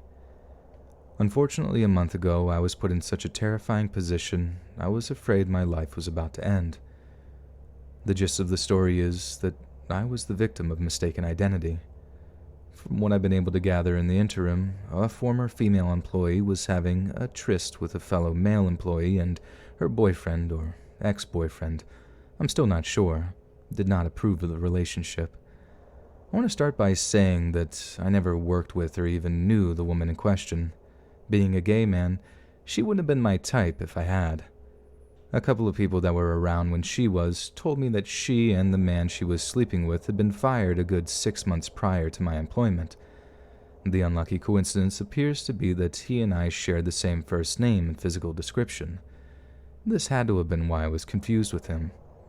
A quiet evening in July, I was working, waiting tables, and just before 7:30, I got a single male sat in my section. He didn't look especially mean upon first sight, but he was a rather large man. I'm 5'11", and this man towered over me. Nothing was said at first. I took his drink order, and when I returned with it, he confronted me about the affair. Billy Amber with the 2 says, if I could cook dinner for you, what would you like? Oh man, that's a good question. I do really, really like lasagna. I'm kind of a Garfield type character. But it is pretty yum. Honestly, I eat anything. I eat it all.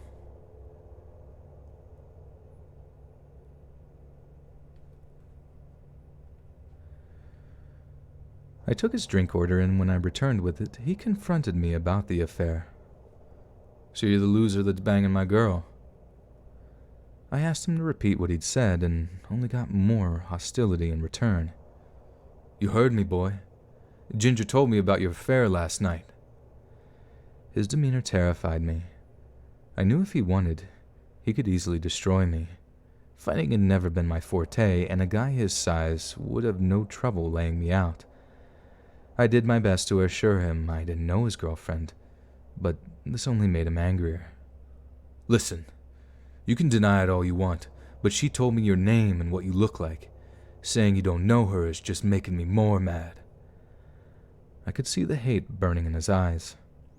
He spoke with gritted teeth, and spittle was beginning to come out of the corner of his mouth. Blech. Spittle. Lasagna. Garfield, I must have the lasagna. I desire lasagna, John.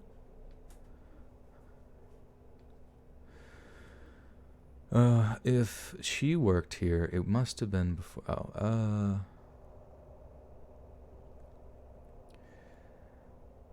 He spoke with gritted teeth, and spittle was beginning to come out of the corners of his mouth. My shaking had to have been obvious to him.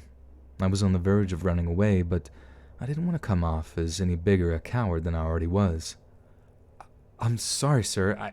I in no way want to make you angry, but I swear that I've never met a girl named Ginger in my entire life. If she worked here, it must have been before I started. I literally only worked here for a few months. Any relationship I had ever had hasn't even included a female, if you get my meaning.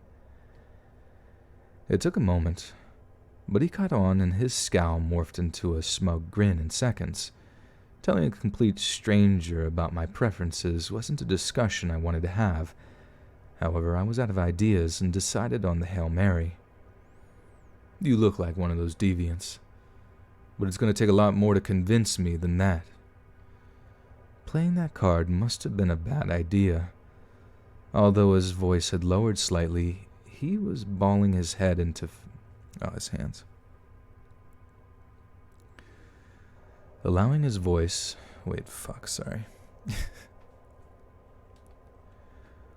Although his voice had lowered slightly, he was balling his hands into fists, and this made my trembling worse. Why don't you admit... I'm so bad at dialogue because I can never tell, what it's going to expect. Why don't you man up and admit you were balling my girl? You got a whooping coming either way. If you admit it, I might be a bit easier on you. It was as if he hadn't heard anything I'd said since he first accused me. The whole time this had been going on, I hadn't been aware of what else was going on around me. Someone in the restaurant, perhaps a patron, had notified my manager what was happening at this table. He came around just as the man had threatened to assault me and interrupted the conversation. Excuse me, sir. I just heard your threat. Jesus Christ, I can't sound like a manager. Excuse me, sir. I just heard your threat toward... Jesus fuck, what is this language? English? Excuse me, sir. I just overheard your... What? I just heard your threat toward my employee, and that is something I cannot allow a customer to do. I'd like you to leave immediately, or I'll be forced to call the police. Okay. Excuse me, sir. I just overheard your threat toward my employee, and that's something I cannot allow all customers. I can't. I literally can't do this shit. What the fuck? Excuse me, sir.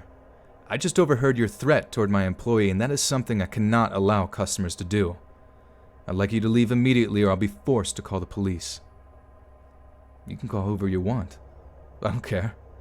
I'm just here to tell this little wimp I'm going to give him a stomping for banging my Ginger. The manager's threat didn't seem to make any difference to the man. He was still just as mad before and wasn't showing any signs of leaving. Sir, if you mean Ginger, the girl... I can't tell if this is the fucking manager or who the fuck is talking. I inform every employee that hiring relationships are forbidden, especially the one that rumored that they were violating policy. Reached me and they've confirmed because they were both terminated the same day. The new employee, to my knowledge, does not know either. This is the longest fucking... Maybe you should go back to Ginger and ask her for more specifics. Like I said, I can't have people come into the restaurant. You've heard the real story, so now you can leave.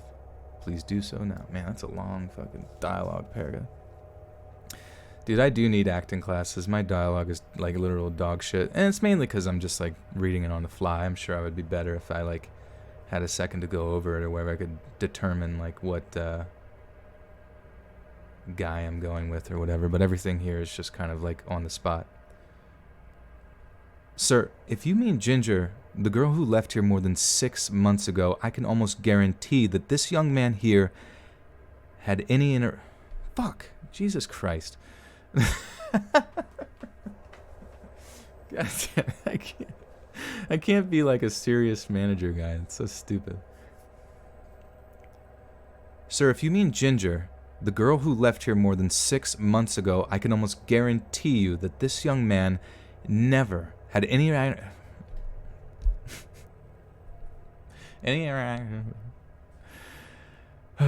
We'll do it. Fuck it. We'll do it live. Sir, if you mean Ginger, The girl who left here more than 6 months ago, I can almost guarantee you that this young man never had any interactions with her. Now, there was another young man with the same name as him that I was forced to fire the same time as Ginger. I informed every employee at the time that they are hired... What the fuck is this even saying? I inform every employee at the time they are hired... Okay. I inform every employee at the time they are hired that relationships between employees are forbidden, especially when one of those employees are management.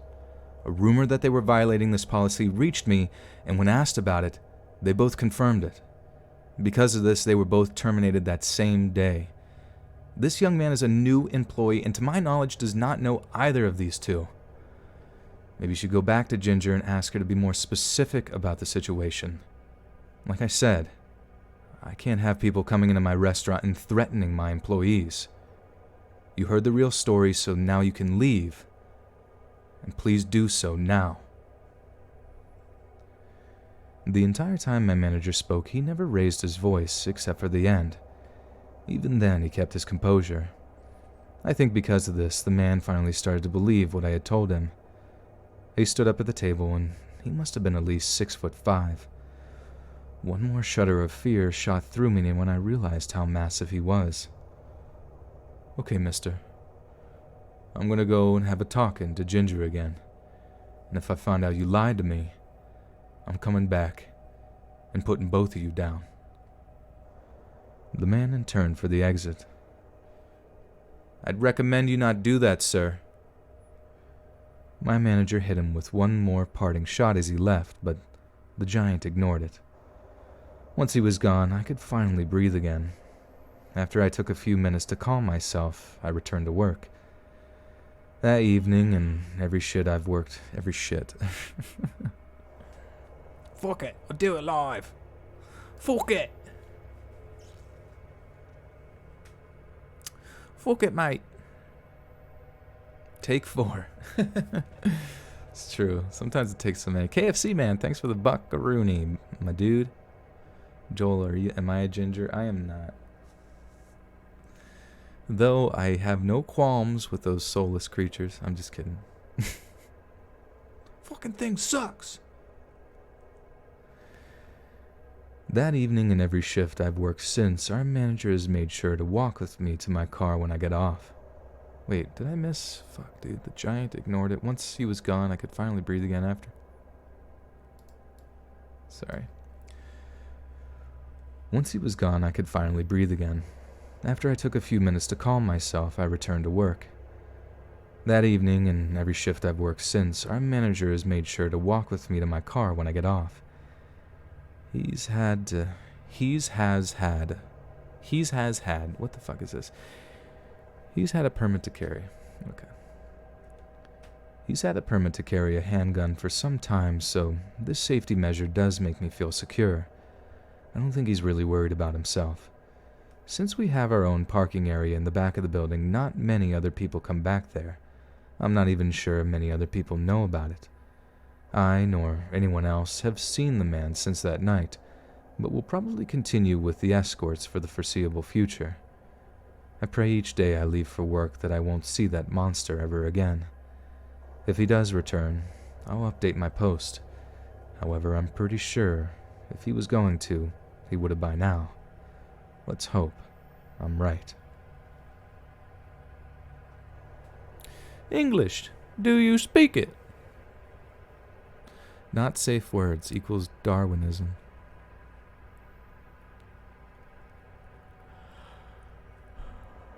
You thought the chat safe words was sloppy, Joel. That was a bit sloppy there, though.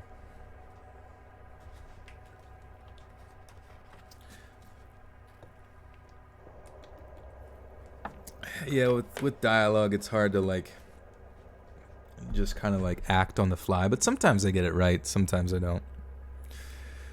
'Tis whatever. Thirsty girls want a face reveal. You gotta go on the Discord. It's on the Discord. Your thirst will be quenched. Same with your bum.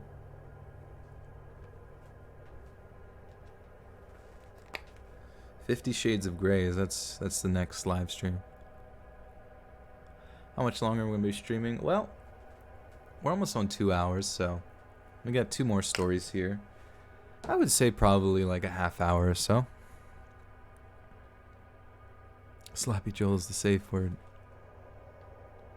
You're happy my videos don't have scary sound effects. Yeah.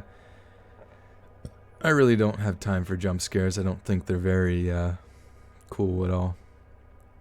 I think if the story itself can't instill some type of fear, then tit ain't worth it.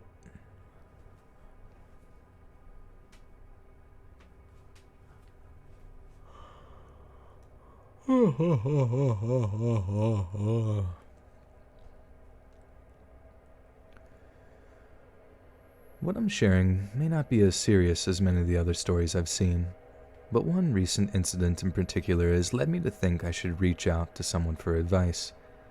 I'm a 24-year-old female that has just lost my job as a personal assistant to a mid-level executive in the fashion industry. My termination came so quickly I was unable to find another job in the same line of work before my rent came due. Desperation drove me to apply for a waitress job at a small family restaurant near my apartment. Despite having no prior history waiting tables, I got the job.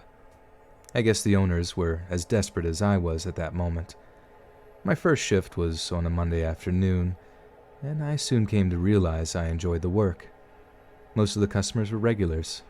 They were very kind and understanding of my hiccups and tipped well. It didn't take long for me to catch on, and I was allowed to take as many shifts as I wanted. Before I knew it, I'd got my bills paid for the month and even had a little left over for a celebratory bottle of wine. As I write this, I've worked at the restaurant for 3 months, and almost every minute on the clock has been a blast. Crazy, right? Yeah, I know it's not a sentence I'd ever expected to say when I agreed to take the job. At first, my intention was to stay only long enough to get another fashion-related job, but finding out I was good at the table waiting thing has greatly increased my self-esteem. Not to mention, the money is good. I can't say I had any complaints about the job until a few weeks ago. On a late Sunday evening, one of the regulars appeared to have formed a crush on me. I wasn't aware of it at the time, or even aware of him until I waited on him the following lunch shift. He had been on an extended vacation, and now that I've met him, I wish he would have stayed where he was. The customer in question is a 64-year-old gentleman who recently retired from the drilling industry. Not exactly my type, I must say, and a bit too old for me. My introduction to him wasn't any more strange than any of the other regulars. However, the way in which he stared at me the entire time made me nervous. Then he left me a $100 tip on a $6.50 tab. My initial reaction was one of joy, but as I dwelled upon it, I became uncomfortable with taking it. His return on that Thursday afternoon escalated my discomfort to an entire new level. I attempted to wait on him, as he was just another customer, but his reasons behind the massive tip soon became obvious. When I took his drink order, he asked me if I appreciated my large tip. This gave me the opportunity to tell him I wasn't comfortable taking a tip that large, but he interrupted me before I had the chance and hinted that I was now beholden to go on a date with him. The idea disarmed me. I wasn't sure that he meant what I thought, but just to be safe, I returned the $100 bill to him. The last thing I wanted to be seen as was some form of prostitute. When he was young, some women who waited tables may have sold themselves, but this girl is no whore. When I handed the bill back to him, a look of shock appeared on his face, soon followed by a big smile. All he could say was, "I've never seen a woman turn down a $100 bill. Now I see how it's gonna be." This reaction confused me. It was exactly the opposite of what I'd hoped for. I expected him to get mad, or at least get that I wasn't for sale. Him thinking I was playing hard to get scared me a little. However, I did consider that maybe I was perhaps misunderstanding what he meant. Our age gap could be making me misconstrue his intentions. It was possible he was only trying to show his appreciation for my services. For the remainder of his time in the restaurant that day, I said very little to him, and he met me with his usual fawning gaze. Once he left, a load of relief was lifted from my shoulders.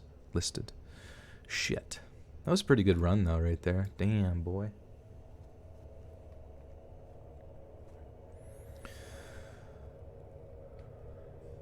Once he left, a load of relief was lifted from my shoulders. It was short-lived, however, when I returned to the table and saw the $100 bill sitting there. This was beginning to look like some type of game he was playing with me. I had the impression that once I accepted that tip, I would be accepting of much more. This brings up to... Wait, that just sounded weird. I had the impression that once I accepted that tip, I would be accepting of much more in his mind. This brings us up to a few days ago, when he was once again seated in my section. Before I could do anything, I had to make it clear that I could not accept that $100 tip. Once again, I handed it back to him and told him that I was in a long-term relationship and could not go out with him, even once.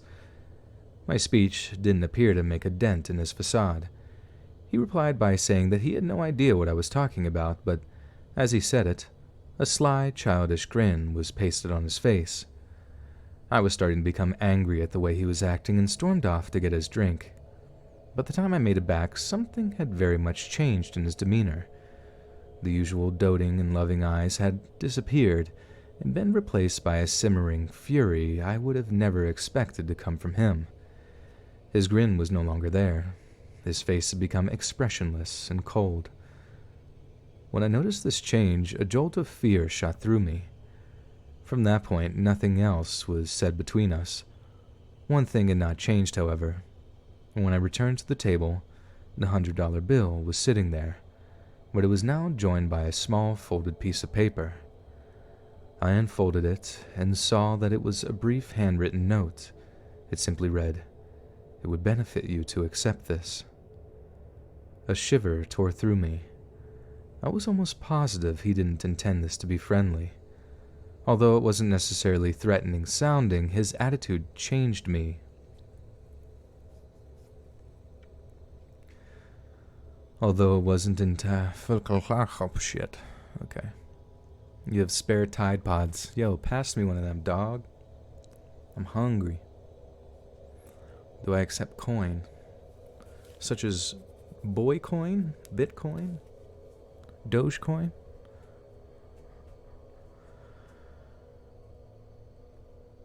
Although it wasn't necessarily threatening sounding, his attitude change gave me the impression it was a helpful hint. The entire predicament has made me confused and unsure of how to move forward. On one hand, the gentleman has not come out and clearly threatened me in any way. Up until our last interaction, he was nothing but happy and kind towards me. He also has never actually claimed to want to go on a date with me. As a matter of fact, he denied that this was his desire when I confronted him about it. To top it all off, I don't know one waitress who would dare turn down a $100 tip and see it as anything other than a show of thanks for good service. When it comes to the change of personality, for all I am aware, something terrible could have occurred while I had gone getting his drink. It may have zero to do with me. On the other, however, his instance that I accept the large tip clearly makes me uncomfortable. He has to be able to see this.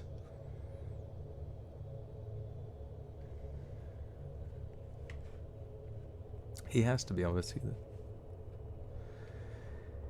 He has to be able to see this. Continuing to insist I accept it should be a bad sign. The split-second change in his attitude after I told him I was not interested was more than likely connected, even if it was not. The speed at which he could become so different and the darkness of his eyes would certainly give anyone pause. As if it even needs to be said, putting the tip in the Alex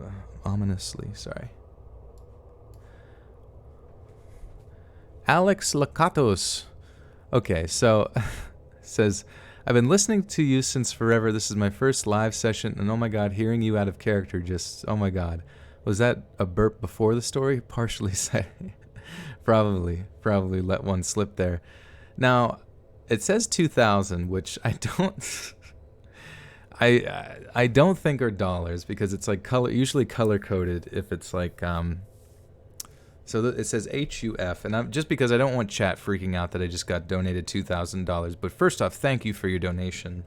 So the HUF are Hungarian. Okay, the Hungarian forint. Okay, which is equals out to $6.66, which is pretty perfect for the spooky vibes. But yes, thank you so much for your donation. I really appreciate it, Alex. Sometimes I like to verify with chat and all the good people out there that I just didn't, because I see that they'll be like, holy F. But yeah, it's Hungarian. Nobody freak out. But thank you so much for the $6.66. And yeah, no, me breaking character. Yeah, and that's what I like about the live streams. It's such a good time to just like be myself and hang out with you guys. And honestly, if someone donated $2,000, I don't even know how I would react. I feel like I would be like this woman who's like, I feel like I would owe someone something. You know what I mean? It would just be kind of insane.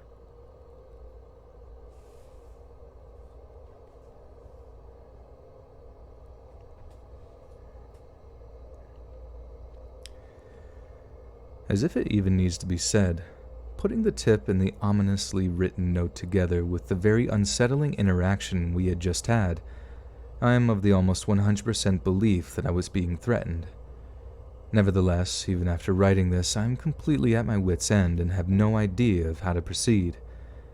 This gentleman is a long-time customer of the restaurant, and up until a few days ago, I've had nothing but positive, if not slightly difficult, interactions with him.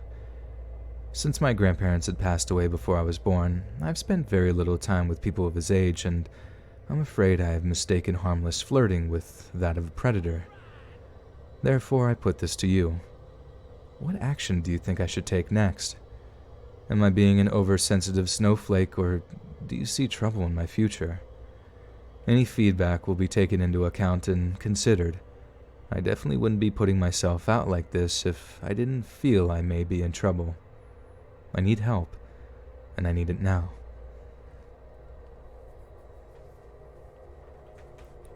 Rosario! With the $2 with the heart. Thank you, Rosario. That's such a cool name. 2,000 boy coins. The e-boy coin really almost has infinite worth to it.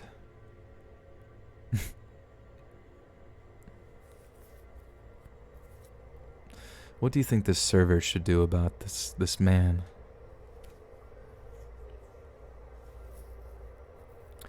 Brittany says, hey man, happy to be here again. Thank you for the work and effort you put into your videos. Thank you, Brittany. Absolutely, I'm trying. We be grinding. Do you mind me asking how old I am? Yeah, so I am 29 years old. I'm officially entering 30s are the new 20s, you know?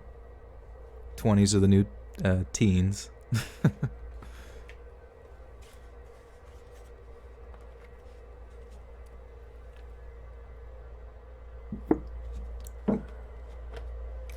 Diamonds might be forever, but e-boy coins are forever, ever.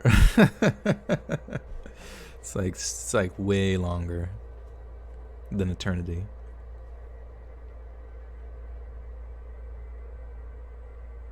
I don't seem, yeah. I don't know. I mean, like, my interactions as a 29, like, time has gone by really quick. Like, I don't really feel like I probably became like my conventional adult self when I was 23, which is when I started like independently living on, you know, paying my own bills and working as a nurse and that kind of thing. And my personality probably has not really changed since then, living in the same town and kind of doing pretty much the same things. No children or anything like that. I'm sure that changes people at times, but I mean, I like having conversations with everyone. I like talking to kids. I like talking to teenagers. I like talking to people in the 20s and my age. I like talking to boomers. Like conversations are just fun. I mean, my personality can be all over the place, I feel like. Deathspell with the 3 says, hey, great channel, rock on. Thank you, Deathspell. Thank you for the 3. Billy Embers with the 2 says, if I give 2,000, I expect the D in raw. Oh my god. I guess that honestly probably would equate to about that much if I ran my own little brothel. No children that I know of. 31 here, so old. You know what's weird is like, I don't really look at like the 30s as being old. I mean, obviously I'm closer to that age, but I mean, because I feel like a 30-something-year-old individual, like, I mean, I having worked out for so long and been around, like, there's a guy at my gym who's like in his late 40s, like 48 maybe, close to 50. And he literally is so jacked, so in shape, still competes on like the national level, you know, within his CrossFit sort of capabilities and that kind of thing. And it's just like, there's really literally nothing stopping you from achieving and feeling young, you know what I mean, and maintaining your youth. Like, as long as you work hard for it, there's really nothing that's going to make you old, you know. You just have to fight age. You really do. You just have to fight letting yourself become sedentary, you know, which is easy sometimes to do, but a lot of people have gotten to this conclusion based on like our parents' generations or whatever, that being 30 or whatever is, or even 40, you know, is this type of crux, you know, that all of a sudden you hit this wall and things are just all downhill. But honestly, if you keep bettering yourself every day, you might never die. You just might never die.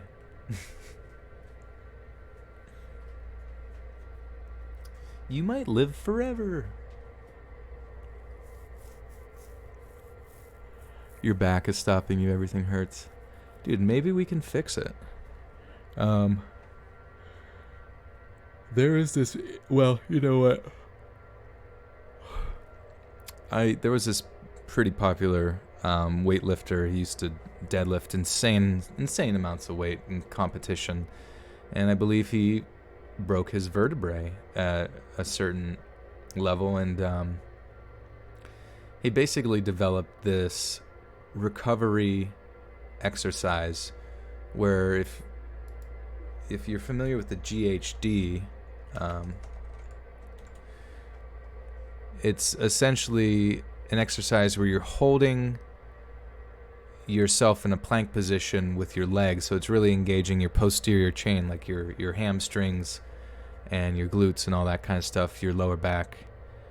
And basically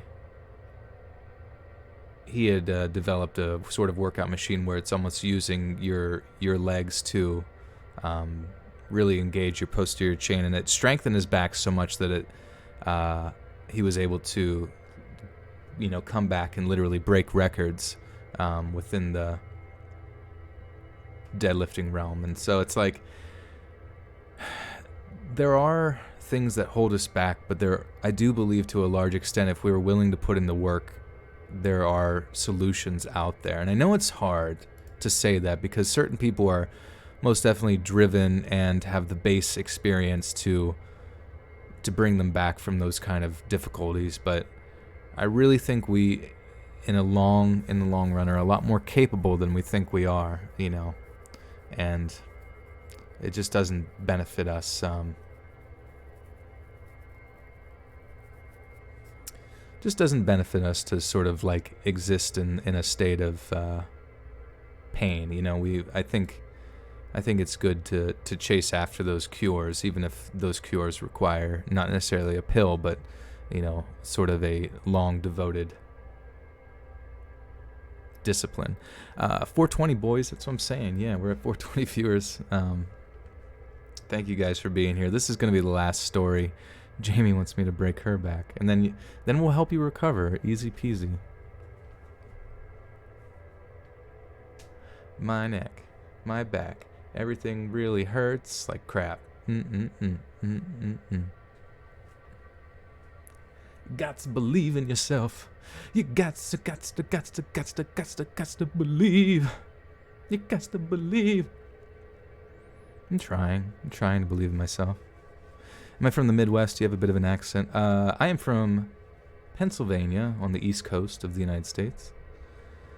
The area I'm in kind of has some accents here and there, but most of the area that I'm in doesn't really have like the country accent that a lot of the rural folk, my family members, might have. It's just interesting. We're very accent neutral, I suppose. You raise me up, you bring me up, baby, yeah, yeah.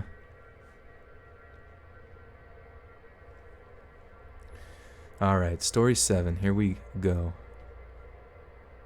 Here we go. Nearly all men have a story or two of a crazy girlfriend in their history. What I'm about to share is my most recent and scariest encounter. Since I was 19 or so, I've waited tables in almost every kind of eating environment you can think of. My favorite and newest job is at a small Tex-Mex place in the hill country of Texas. I've been here a tad bit over 2 years, and it's proved to be the best paying job I'd ever had. Early on in my tenure, I started hooking up with whatever terms you choose to use, with another girl working tables here as well. Once it became clear what was going on between us, I was warned by several of the others to turn and run as fast as possible. I normally would have heeded their warnings, but I was already ensnared in her web. Being a somewhat shy guy, anytime a girl appeared to be attracted to me, I fell pretty hard. And believe me, this girl was a looker. Seeing as I was too far gone, I was going to have to find out what made her so dangerous the hard way. The first clue came not long after being... Shiite.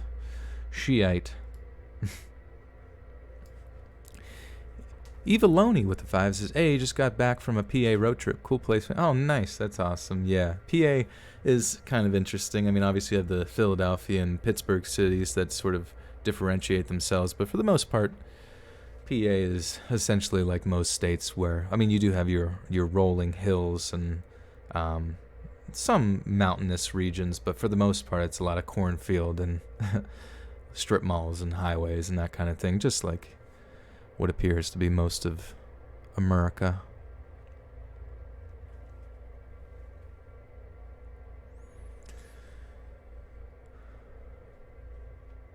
The first clue came not long after we began dating.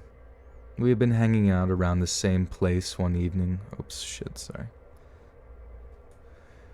We had been hanging out around my place one evening, and she discovered some photos of an ex-girlfriend. She played it cool and simply mentioned that the photos made her uncomfortable. So, being the fool I am, I volunteered to throw them away. It wasn't until much later that I realized that had been her intent all along. Not that she knew how simple it was to control me. The next example was far more severe. I had the day off and decided to go have some beers with a friend. When she got off that night, she called me to come over to her place. Thinking back, she likely didn't provide me with much choice. When I arrived, I mentioned what I had been up to that day. She finally showed her true self. Instead of voicing her concerns directly, she pulled the silent treatment on me. I caught on something must have been wrong and asked her what it was. I got the usual nothing. Like a sucker, I kept asking until she unloaded on me. Per usual, it all connected to her insecurity. She began asking if I was with another girl. Honestly, I said no, but she wasn't happy with this. What followed was a 4 or more hour argument that only ended because I was too tired to continue. She was now up 2 against my... Hey, Jamie with the 10 says, Joel, your singing voice is awesome. Now you've been told at least once. Pickle emoji. Thank you, Jamie. I think it would be fun. I think it would be a lot of fun to take singing classes or something just to see, you know what I mean? Just to see if it's actually possible.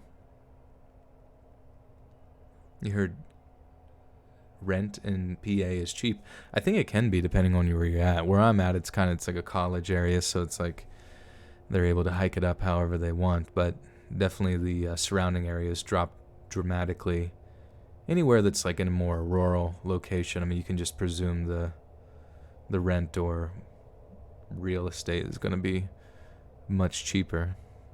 Location, location, location. Yeah, New York. God, to hell with New York's taxes, to hell with their rent.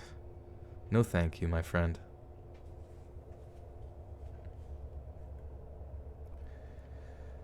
She was now up 2 against my 0, and it only got worse.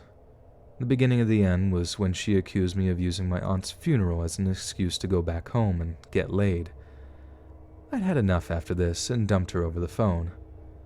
Unfortunately, doing this would only escalate her craziness. On my first shift, after returning from the funeral, we were supposed to be working together. She had me a little nervous, but when I showed up, I discovered she had called in sick. It was sorry.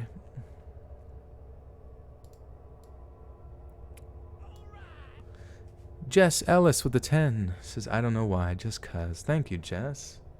Thank you.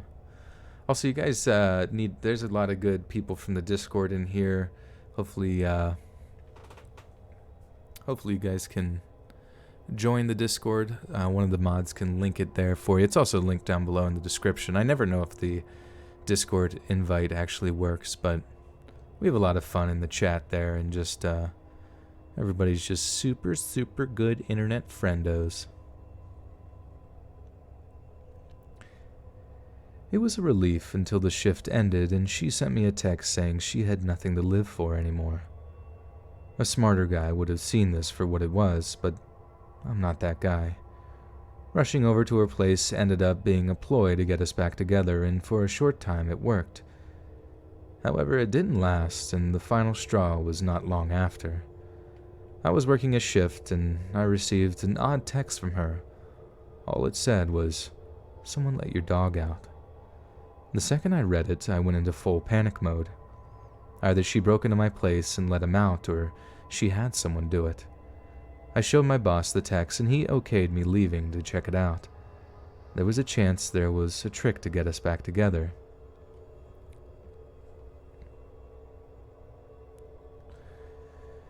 There was a chance this was a trick to get us back together, but I couldn't risk it. When I got to my apartment a few minutes later, my door was wide open, and he was, in fact, running loose. He was easy to catch, but what I found inside freaked me out.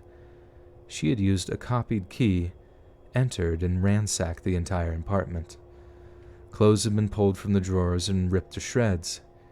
Even worse was that she had smashed every dish and glass I owned and poured salsa and milk all... Jesus Christ, what the fuck? Salsa. Even worse was that she had smashed every dish and glass I owned and poured salsa and milk all over the carpet of every room. Once I had returned my dog, I drove over to Home Depot and bought a new deadbolt and put it in the door. I took a bunch of pictures, returned to work, and showed my boss what she had done. That was when I made the demand that she be fired or I was leaving. My boss thought for a moment and agreed. Losing her job obviously made her mad. A couple of days later, I came out to go to work. I don't know why I keep making mistakes in this one. A couple of days later, I came out to go to work and found the word cheater scratched into the side of my car. I have insurance, so thankfully that was no big deal. If that was the price of getting away from her, it was well worth it. It's been almost a month since I last saw her. She sent a few texts, crying about how sorry she is and how badly she wants me back, but I've ignored and deleted them. My life has finally got back to being somewhat peaceful, and I hope not to see her again. I ask you to pray for me and send all of your positive vibes my way that I never do. One last thing, and most importantly of all, if multiple people tell you not to go out with a girl, you should probably listen. They likely have a good reason for it. Cheater. Maybe it was because he cheated in Fortnite. He didn't mention that part, how like he was using an aimbot. Was cheating that way. He was like a big time Fortnite streamer. What a cheater.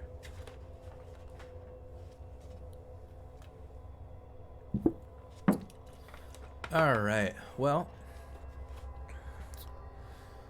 can you guys think of anything funny to say at the end of this stream? Winner, winner, chicken dinner. 420 no scope cheater.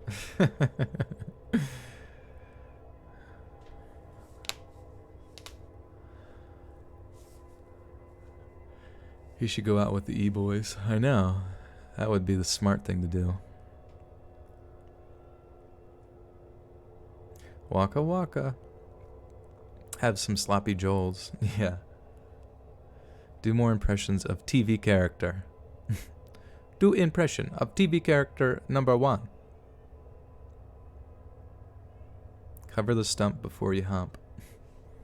That is a good sound advice. But I think everyone already knows that. You are the salsa to my tacos. Say something Thanksgiving. My reaction to the 2000 HUF. Though I do appreciate it, I don't know what I would say. Just like an awkward, alright guys, let me show you the, what this translates to in USD. Fearsome Hero with the Twos is closing. Juggalos love egg rolls covered in blood. Hell yeah. Hey friends, thanks for listening. And be sure to subscribe and click that notification bell to be alerted of all future narrations. If you got a story, be sure to submit them to my subreddit. Fuck.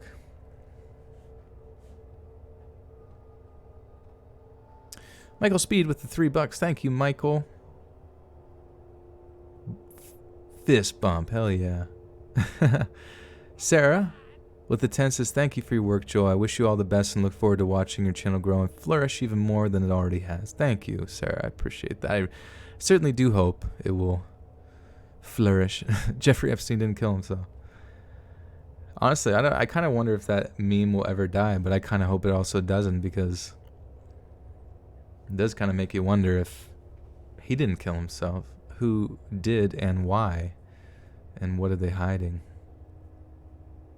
Bum bum bum. We do have a conspiracies channel within the sub, or the what's it called? The Discord. So you guys can come talk about that in there. It's fun. Hey friends, thanks for listening. Be sure to subscribe and click that notification bell to be alerted of all future narrations. If you got a story, be sure to submit them to my subreddit, r Let's Read Official, and give and receive feedback from the community, and maybe even hear your story featured on the next video. And join my Discord to interact with me and other listeners directly.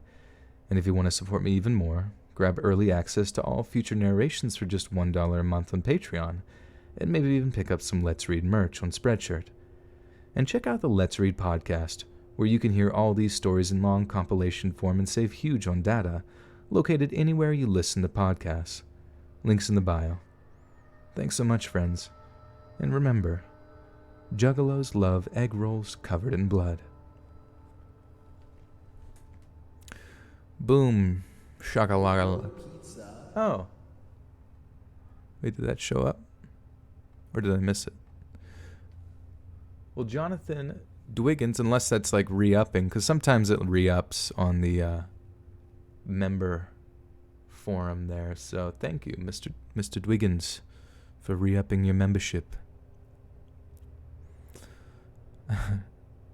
The Jogalo squad. What up, Jogalos?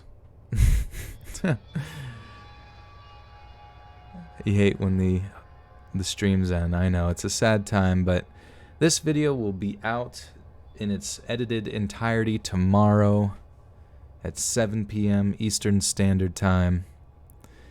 And You'll get it first on Patreon if you're looking for early access. It's only $1 a month on Patreon. That's linked down below, and you get all the audio firstest. Hopefully, try to get that out earlier. You want me to scream into the mic? Ah! Scree! Scree, scree, scree! Praise the Joel Jugs. Joel's Juggalos. They're bouncing around, all happy. But yes, and then follow the podcast as well if you guys haven't already. That definitely helps. Trying to get that to grow and just to show my podcast distributor that the stream is, that the podcast is growing. So definitely go over there and follow that. You get, you pretty much get everything without commercial interruptions, other than ones that I've narrated. So my voice never quite really ends, if that's what you're into. But love you guys. Thank you so much for being here. I'm gonna have to figure out how to get rid of that other stream if that's interfering with this one at all. Let me know if there are any weird situations with that still. I don't even know what to say, to be honest, but thank you guys. Have a fantastic night. Might head over to the Discord if you guys are bored. Catch you there. Milatis.